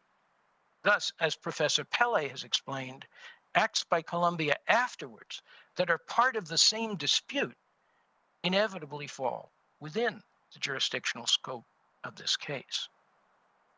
The court was called upon to decide what was fundamentally the same question, that is, whether subsequent and ongoing violations of the applicant state's rights relate back to the date the dispute arose, or whether they constitute new and separate disputes in the case concerning legality of use of force, Yugoslavia v. Belgium. In that case, NATO's bombing of targets in Yugoslavia, which was the subject of the dispute between the parties, began on 24 March 1999. This was before Yugoslavia made its Article 36.2 declaration on 25 April 1999 and filed its application 4 days later. Yugoslavia, like Colombia here, attempted to slice the dispute into discrete pieces. It argued that each bombing incident gave rise to a new and separate dispute distinct from the original one, such that bombings after 25 April 1999 fell within the jurisdiction of the court, even though the NATO bombing campaign began before that date. The court upheld Belgium's preliminary objection on the ground that the individual bombing incidents after Yugoslavia's Article 36.2 declaration were part of the same dispute that arose prior to it, and thus, like the dispute itself, fell outside the scope of its jurisdiction. The court explained, quote, each individual air attack could not have given rise to a separate subsequent dispute because, quote, Yugoslavia has not established that new disputes distinct from the original one, from the initial one, have arisen between the parties since 25 April 1999 in respect of subsequent situations or facts attributable to Belgium. This was not the first time the court ruled as such. In the fisheries jurisdiction case, Germany v. Iceland, Germany alleged violations of its rights by Iceland that post-dated its application. The court had no difficulty holding that it had jurisdiction over these actions on the ground that they constituted part of the same dispute that was submitted in the application. Well, the court cannot accept the view that it would lack jurisdiction to deal with this submission. The matter raised therein is part of the controversy between the parties and constitutes a dispute relating to Iceland's extension of its fisheries jurisdiction. The submission is one based on facts subsequent to the filing of the application, but arising directly out of the question, which is the subject matter of that application over which the court had jurisdiction. The same is true here. Colombia's violations of Nicaragua's EZ rights after November 2013 were unquestionably part of the same dispute raised by Nicaragua in its application, over which the court affirmed its jurisdiction. In the court's language, quote, "The dispute concerning the alleged violations by Colombia of Nicaragua's rights in the maritime zones, which, according to Nicaragua, the court declared in its 2012 judgment appertain to Nicaragua. Because the court ruled that it has jurisdiction over this dispute, all of the individual incidents that form part of it or relate back to it necessarily fall within the same jurisdictional competence. Just as each post-application bombing of Yugoslavia did not give rise to a new dispute, separate from the one that arose when the bombings first commenced, neither did the Colombian Navy's recurring and repeated violations of Nicaragua's sovereign rights and jurisdiction in Nicaragua's EEZ constitute new disputes separate from the one raised by Nicaragua in its application. And just as Iceland's post-application actions arose directly out of the subject matter of Germany's application, Colombia's actions after 2013 arose directly out of the subject matter of Nicaragua's application.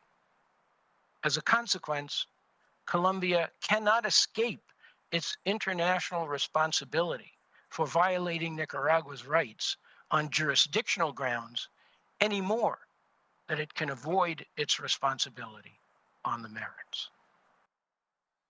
Madam President, Mr. Vice President, members of the Court. El abogado de Nicaragua insiste en un argumento que también seguramente será muy discutido a lo largo de este proceso, pues es un argumento que Colombia ha presentado en reiteradas ocasiones, y es que como Colombia denunció el Pacto de Bogotá, con lo cual renunció a la jurisdicción de la Corte Internacional de Justicia desde 2012, todos estos incidentes que escuchamos en los que embarcaciones nicaragüenses o con permisos nicaragüenses fueron detenidas por la Armada colombiana o en sentido contrario, embarcaciones, por ejemplo, de Honduras, contaban con permisos de pesca de las autoridades colombianas, pero estaban pescando en aguas, nicaragüenses. Toda esta serie de incidentes ocurrieron en 2015, 2019, como vimos, y Colombia ha dicho que como renunció a la jurisdicción de la Corte en 2013, pues desde 2013 todos estos hechos no podrían entrar a ser juzgados o a ser decididos o considerados por la Corte. Sin embargo, el abogado de Nicaragua citó una serie de casos anteriores, por ejemplo, de la antigua Yugoslavia, de otra disputa de pesca entre Alemania e Islandia, en los que la Corte, pues cuando se dan una serie de hechos así de repetitivos que nacen de una disputa anterior sobre la cual la Corte ha decidido, pues la Corte ya ha dicho que puede conocer sobre esos hechos. Es decir, dice el abogado de Nicaragua, como estos incidentes de pesca nacieron, fue por esta decisión de la Corte de 2012 de asignarle la zona marítima que está alrededor de San Andrés y Providencia, como es la que estamos viendo en este momento en pantalla, a Nicaragua. pues es en virtud de esa decisión que la Corte tiene jurisdicción y puede ordenarle a Colombia o puede decidir, en este caso en concreto, sobre las acciones de Colombia que supuestamente han violado derechos soberanos de Nicaragua. Ese es el argumento final del segundo abogado de Nicaragua que habló, y ya comenzamos con el tercero. Recordemos que en esta primera jornada de audiencias en la Corte Internacional de Justicia hablará primero Nicaragua por ser la parte demandante, porque esta demanda la interpuso, recordemos, desde 2013, y a partir del miércoles 22 de septiembre, es decir, pasado mañana, Colombia podrá ejercer su defensa, primero contestando los argumentos que ha presentado Nicaragua. Hasta el momento, el país pues, centroamericano se ha referido a por qué la Corte es competente, cuáles son los hechos concretos por los que considera que Colombia ha violado los derechos soberanos sobre esta zona, y vamos a escuchar entonces al tercer abogado en intervenir, una vez más por parte de Nicaragua. And Roncador Islands, and the other formations in this area, unquote. Around half of the green ICZ lies in areas that the court has determined are Nicaragua's maritime zones, as defined by the 2012 maritime boundary, which is drawn in red. The details of the ICZ are set out in Colombia's Presidential Decree 1946 of 9th September 2013, which is tab 10 in your folder. Nicaragua objected to the ICZ for three reasons. First, it infringed the EEZ that the court had decided in 2012 belonged to Nicaragua. Second, it asserted jurisdiction over matters not properly encompassed within a contiguous zone under customary international law, Colombia not being a party to UNCLOS. And third, it exceeded the maximum breadth of the contiguous zone, 24 miles from the territorial sea baseline, as permitted under international law. Nicaragua and Colombia have exchanged substantial written pleadings on this question, and Nicaragua maintains in full the arguments that it has set out there. Here I shall address the key points that remain in dispute after Colombia's rejoinder. Colombia's essential argument is that, quote, under customary international law, the jurisdictional powers that states can exercise in the contiguous zone, including those enumerated in Decree 1946, are not incompatible with the sovereign rights a coastal state such as Nicaragua has within its EEZ, unquote. The main elements of Colombia's arguments are, first, that the contiguous zone is not a maritime zone that needs to be delimited, but rather a functional area within which a coastal state has certain rights to protect its vital interests. Second, the interests that it can protect are not confined to the four customs, fiscal, immigration, and sanitary regulations set out in UNCLOS Article 33, which Nicaragua says reflects customary international law.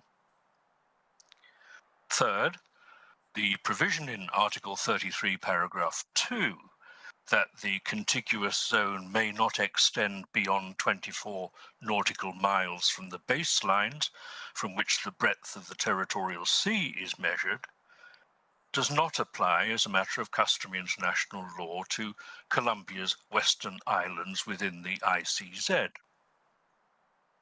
Fourth, there is no incompatibility or conflict between Colombia's contiguous zone rights and Nicaragua's EEZ rights, which can coexist and overlap. And fifth, in any event, it is not the declaration of the ICZ, but only its actual implementation that would amount to a violation of international law. So I begin with the argument that the contiguous zone is not a maritime zone that needs to be delimited, but a vague functional area of legal competence. International law has acknowledged what are, in effect, such areas. Under the doctrine of constructive presence, a coastal state could act against a foreign ship that stayed on the high seas while it used small boats to communicate with the shore. For example, in order to smuggle narcotics into or out of the state. There was no fixed distance from shore within which the ship on the high seas had to be located, nor was there a fixed list of coastal laws or interests whose violation justified reliance on the constructive presence doctrine. One could say that within a reasonable distance beyond its territorial sea, a coastal state could enforce its laws protecting its important interests. But this was a matter of its rights on what remained the high seas. It was not the assertion of control over a defined area of the sea. Similarly, in the case of hot pursuit, a coastal state may pursue a foreign ship that has violated its laws out of its territorial sea, or in the case of violations of customs, fiscal, sanitary, and immigration laws out of its contiguous zone, and arrest it on the high seas or in the EEZ of third states. There is no fixed geographical limit as long as the ship pursued has not entered the territorial sea of its own or a third state. So constructive presence and hot pursuit are examples of limited functional rights of a coastal state beyond its territorial sea for the protection of its vital interests, within reason and subject to the duty to have due regard to the interests of other users of the sea and to respect the sovereignty of other states in their territorial seas and their rights in other maritime zones. States could exercise these rights anywhere. There is no defined zone in which they exercise those rights.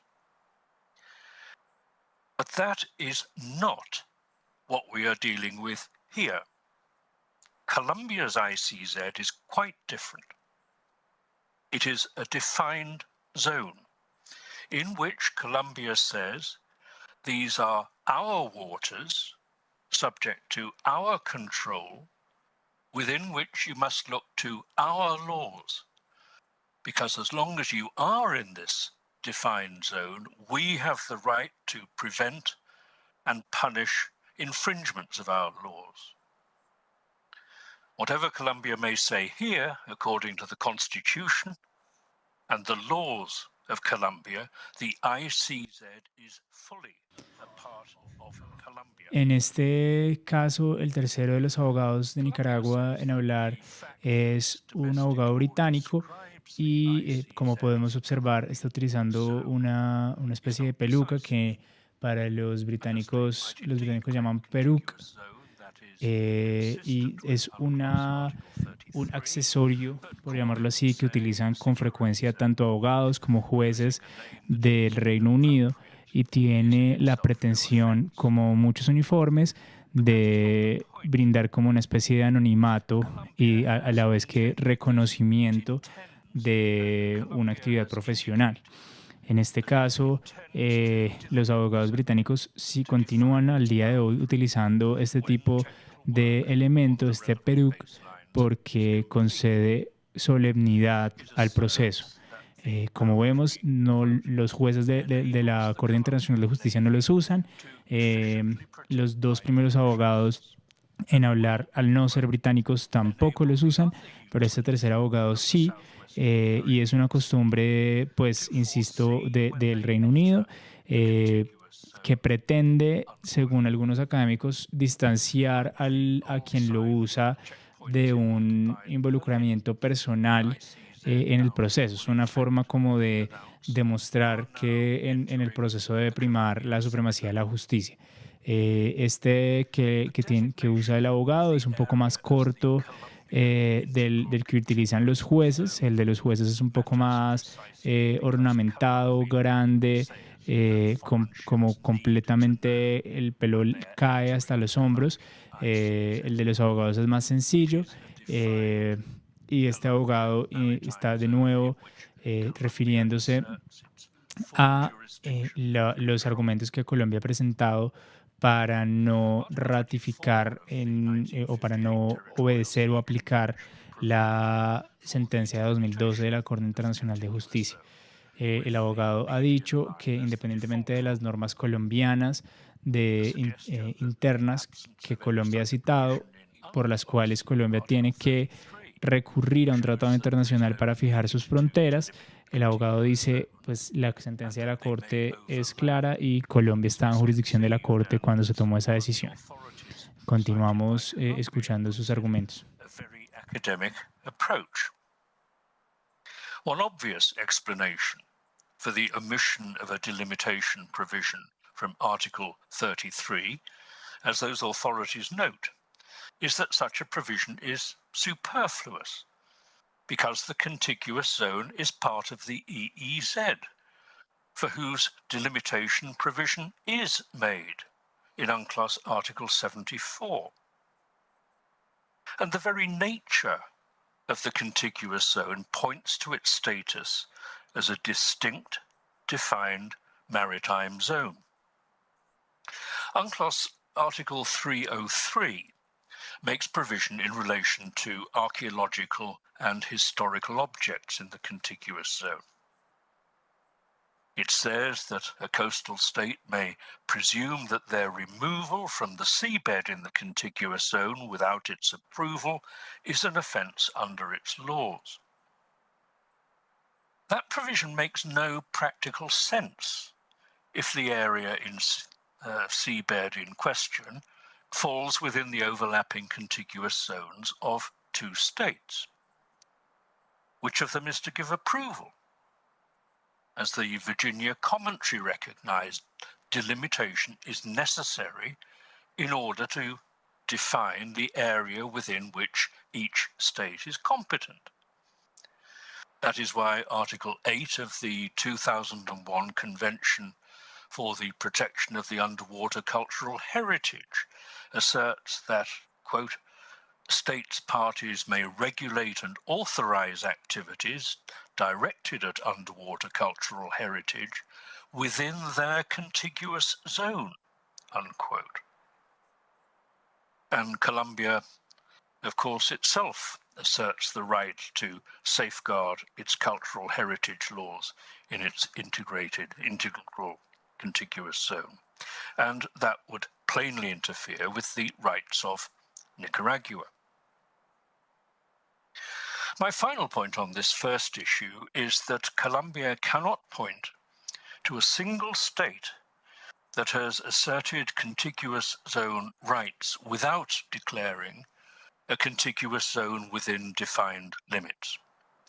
When states claim a contiguous zone, they claim a defined zone.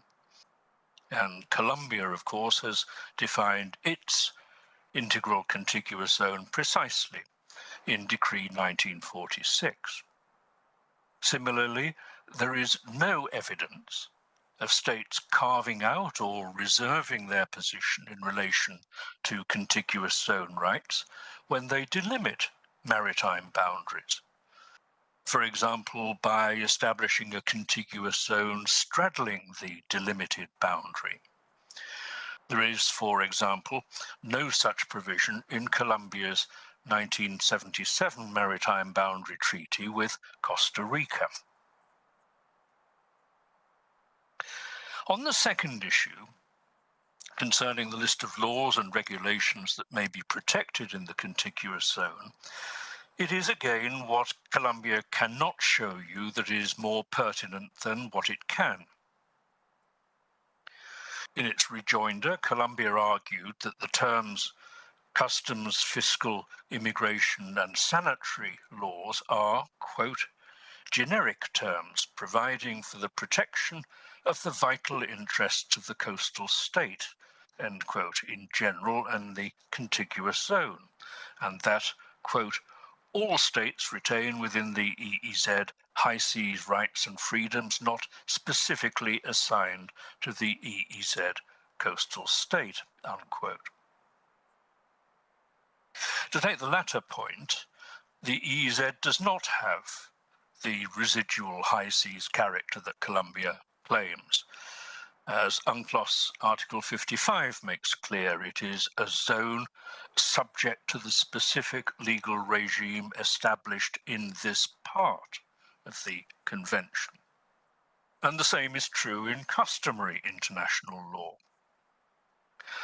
The basic UNCLOS EEZ principles are a prime example of treaty provisions reflecting or crystallizing received or at least emergent rules of customary international law, to borrow the court's words from the North Sea continental shelf cases. The US State Department geographer showed in his 1986 study of the exclusive economic zone that state practice developed alongside the successive drafts of UNCLOS, with national legislation based on those drafts. The graphic, your tab 34, shows the number of claims made each year during the UN conference, and the great leap in claims in the late 1970s. It was the concept of the EEZ as developed by the UN Conference on the Law of the Sea that was adopted in state practice. And as for the interests protected by the contiguous zone, exactly the same formula, customs, fiscal, immigration and sanitary laws and regulations, was adopted in Article 24 of the 1958 Territorial Sea Convention, and then in Article 33 of UNCLOS. There was no suggestion during the drafting that the contiguous zone should allow open-ended controls in relation to any matter that the coastal state considered to engage its vital interests, and that remains the case. As Captain Roach's 2020 study shows, quote, there are relatively few instances of claims to a contiguous zone that exceed the rights permitted coastal states under international law. Excessive contiguous zone claims relate to security and underwater cultural heritage, end quote. Roach identifies 103 states claiming contiguous zones as of 2019, and only 16 of them as claimants to control security as a contiguous zone interest. That is hardly a general practice. He also lists the equally numerous protests made against those claims, which undermines any suggestion that the practice of these 16 states is a general practice accepted as law. All 168 parties to UNCLOS may, of course, assert jurisdiction over archaeological and historical objects found at sea, in accordance with the terms of UNCLOS Article 303, paragraph 2 of which treats them as falling within Article 33. But there is no evidence whatsoever to support Colombia's argument that, quote, UNCLOS Article 303 confirms that customs, fiscal, immigration, and sanitary are generic terms providing for the protection of the vital interests of the coastal state, and that such generic terms are to be interpreted accordingly, unquote.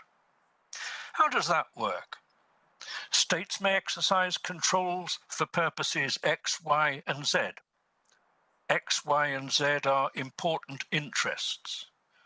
Therefore, states may protect all important interests. I don't think so.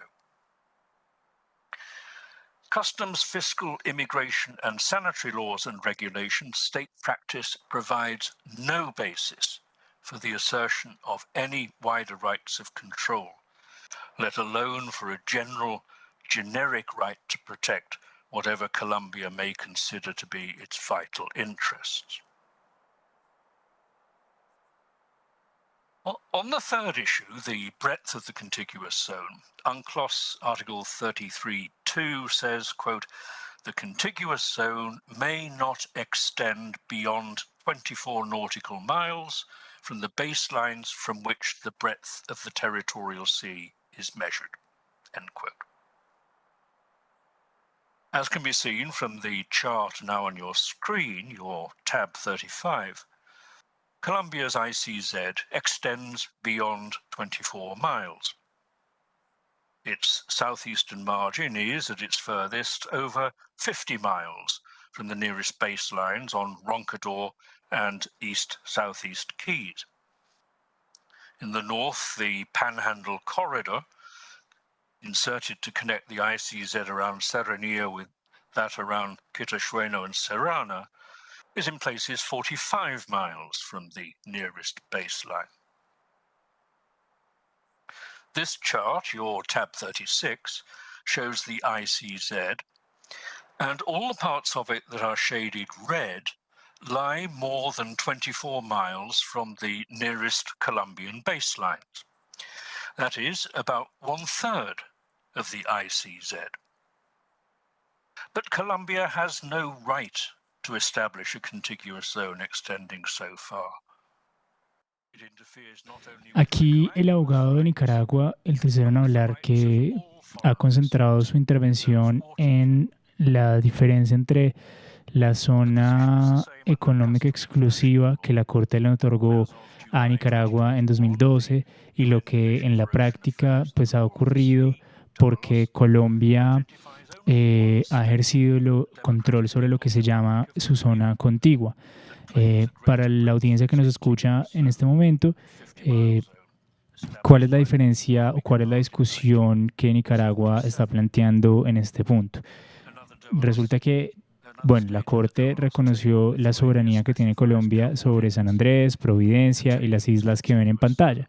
Sin embargo, pues en la misma sentencia dijo que Nicaragua pues tenía jurisdicción o podía extender su zona económica exclusiva, sus aguas, su zona marítima, pues, en la zona que veían en el anterior mapa en rojo.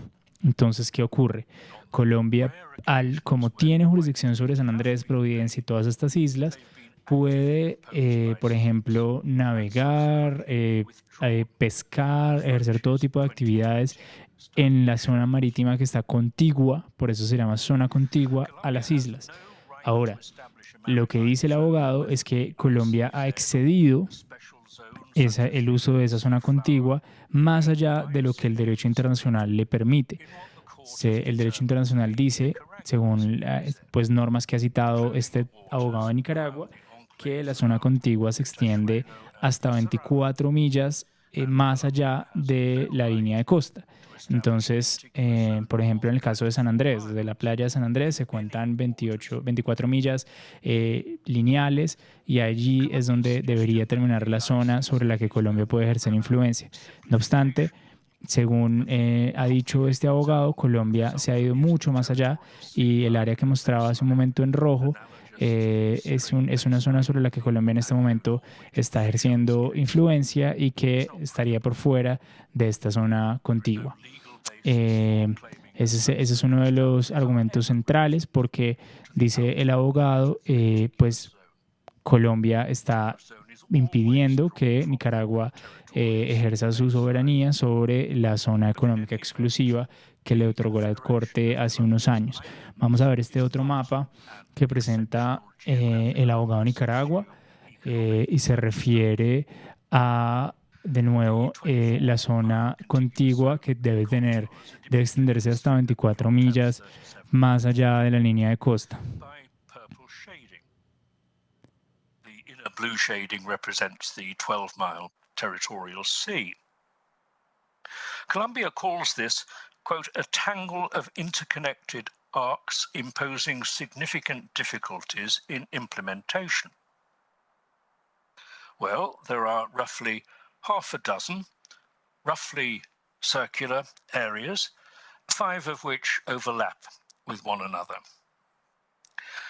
That is nothing like the complexities resulting from the 120,000 or so islands in the Skagward that justified the use of simplifying straight baselines in the Anglo-Norwegian fisheries case, which Colombia cites in support of its position. Nor is it remotely comparable with the many states that do have complex coastlines and offshore islands. I turn to Colombia's 4th point, the argument that its contiguous zone rights and Nicaragua's EEZ rights can coexist, overlapping in the same space. The first response to this is that the premise underlying it is incorrect. To take one example, Decree 1946 asserts, quote, Colombia's sovereign authority and the powers for the implementation and the necessary control regarding violations of laws and bylaws regarding environmental protection and the exercise of historic rights to fishing held by the state of Colombia, unquote. Colombia asserts that authority and those powers in areas in which, under UNCLOS and customary international law, Nicaragua has sovereign rights for the purposes of exploring and exploiting, conserving and managing the natural resources, whether living or non-living, of the waters, and in addition, jurisdiction with regard to the protection and preservation of the marine environment. Colombia asserts those very same rights in its own EEZ, under its 1978 EEZ law, including what it calls, quote, exclusive jurisdiction for the preservation of the marine environment, end quote. The jurisdictional clash is obvious, as was apparent to the ITLOS and the ITLOS in the Siga and the Virginia G cases. Whose law does a vessel look to? If, for example, a US vessel in the Nicaraguan EEZ is authorized by Nicaragua to fish there and is approached by a Colombian law enforcement vessel and told that those waters are part of Colombia's ICZ, must it submit to Colombia's control? EEZ rights and Colombia's ICZ rights do not address entirely different matters, as Colombia claims, especially given the breadth of the rights asserted by Colombia. The second response is that regardless of the jurisdictional conflict, Colombia has no right to arrogate to itself such rights in such locations. It has the right to establish a contiguous zone around its islands, out to a maximum distance of 24 miles, but in no case beyond the maritime boundary delimited by the court, and to do so for the purposes listed in Articles 33 and 303 of UNCLOS. And that is all. Colombia says that the inability to establish the ICZ would be, quote, devastating to the coastal state's ability to protect its vital interests, unquote. But why? Despite establishing an EEZ in 1978, Colombia managed without establishing a contiguous zone until 2013, when it says that quote, as a result of the 2012 judgment, end quote, it found itself in a position where it was accorded only a territorial sea. Well, that, of course, is inaccurate, as can be seen from figure 3.2 of Nicaragua's reply, tab 39 in your folder. Only the uninhabited banks of Cadasueno, which has only one minute feature above water at high tide, and Serrana, which is so small that neither the court nor Colombia placed a base point on it, were accorded no maritime zone beyond 12 nautical miles in 2012. What vital interests of Colombia are jeopardized by having only a 12-mile territorial sea around each of them? It's true that the 24-mile contiguous zone around Providencia, Roncador, San Andres, and the Albuquerque Keys is curtailed. But it has to be. That is the direct result of the court's 2012 delimitation. And Colombia has no right to establish a Colombian maritime zone within Nicaragua's EEZ.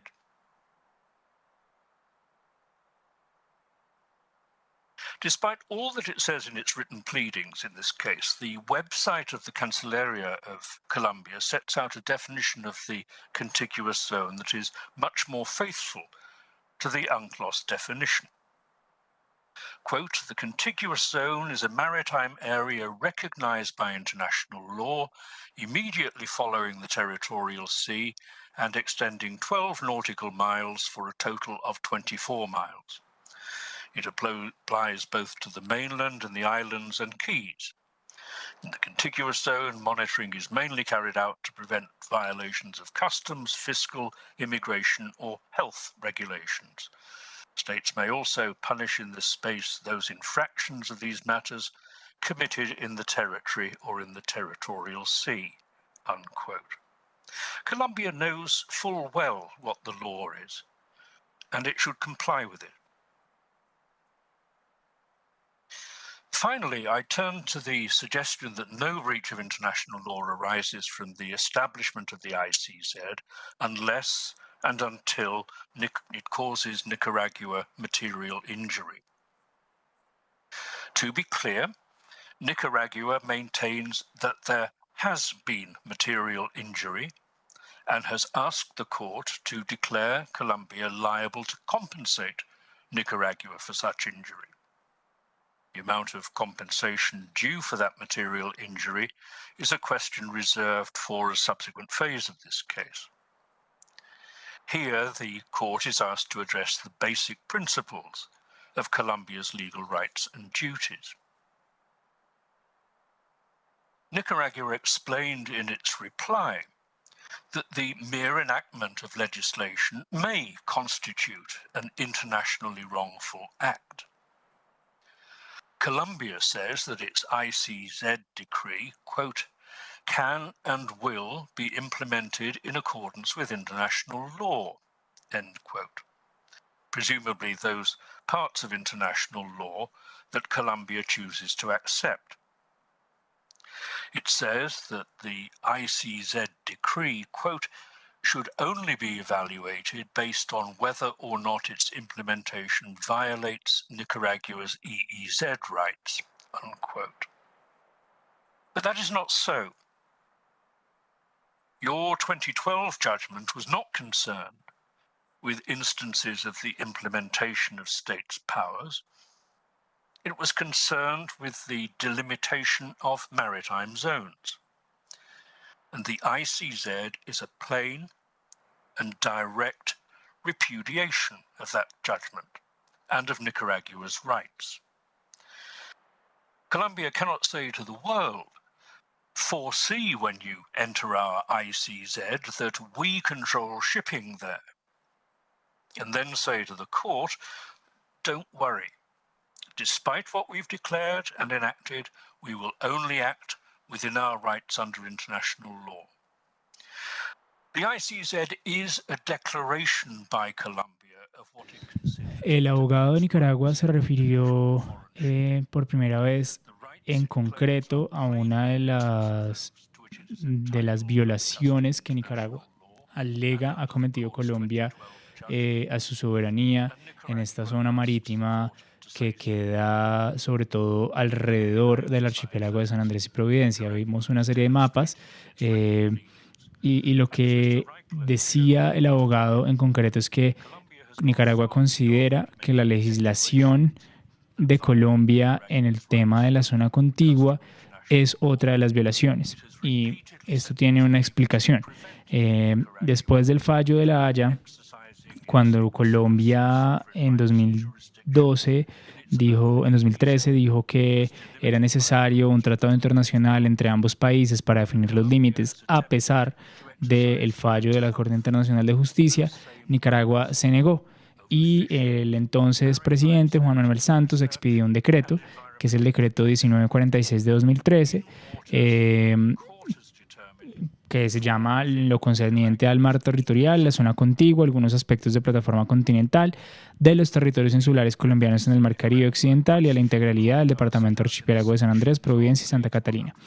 El decreto básicamente dice que Colombia ejerce soberanía sobre estas islas, sobre San Andrés, Providencia, Santa Catalina y las demás islas del archipiélago que vimos hace un momento en el mapa, pero a su vez ejerce jurisdicción y derechos soberanos sobre los espacios marítimos que ellos generan.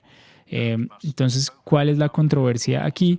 Dice el abogado que Colombia se extralimitó en lo que el derecho internacional le permite al crear esta zona económica, esta zona contigua en territorio que es de la zona económica exclusiva de Nicaragua, es decir, que sería territorio sobre el que Nicaragua ejerce soberanía.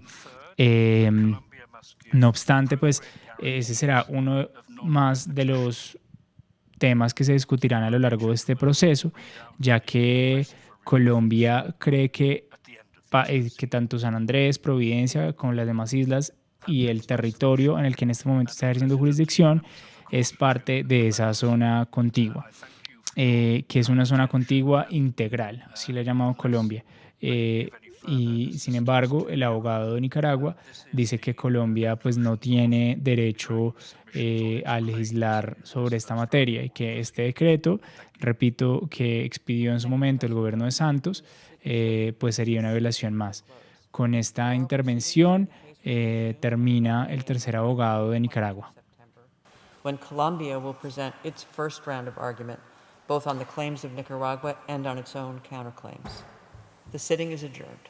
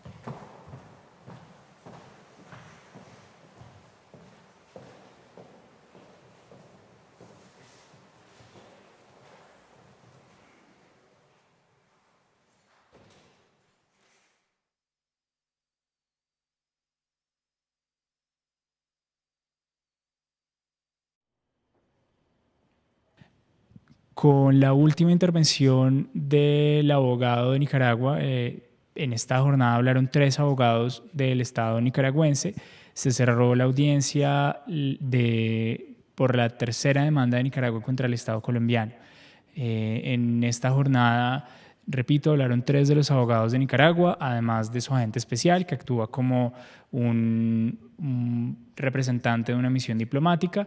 Los abogados presentaron sus argumentos, que se centraron sobre todo en la competencia que tiene la Corte para conocer de este tema, en los hechos concretos que Colombia desplegó y que constituirían violaciones de los derechos soberanos de Nicaragua sobre la zona marítima que la Corte le confirió en 2012. Y por último, sobre cómo y en qué medida la forma en la que Colombia ha creado su zona contigua, que es esta zona que queda en el mar alrededor del archipiélago de San Andrés y Providencia, la forma en la que Colombia ha interpretado qué es su zona contigua también podría estar vulnerando derechos de Nicaragua. Esas son como las discusiones grandes que ha planteado Nicaragua en esta primera jornada de audiencias, que finalizó hacia las 11 de la mañana en el Palacio de la Paz en La Haya, en Países Bajos. Allí mismo continuará esta sesión el miércoles desde las 8 de la mañana, hora de La Haya, y en esa sesión Colombia podrá responder a los señalamientos de Nicaragua y podrá después Nicaragua replicar nuevamente a Colombia. La organización de estas audiencias es un día la parte demandante, al otro día la parte demandada, y en este caso, como Colombia contrademandó, pues tendrá la oportunidad también de presentar los argumentos de esa contrademanda. Muchas gracias por conectarse a la transmisión de esta audiencia en El Espectador, y el miércoles estaremos transmitiendo también la respuesta de Colombia a estos argumentos.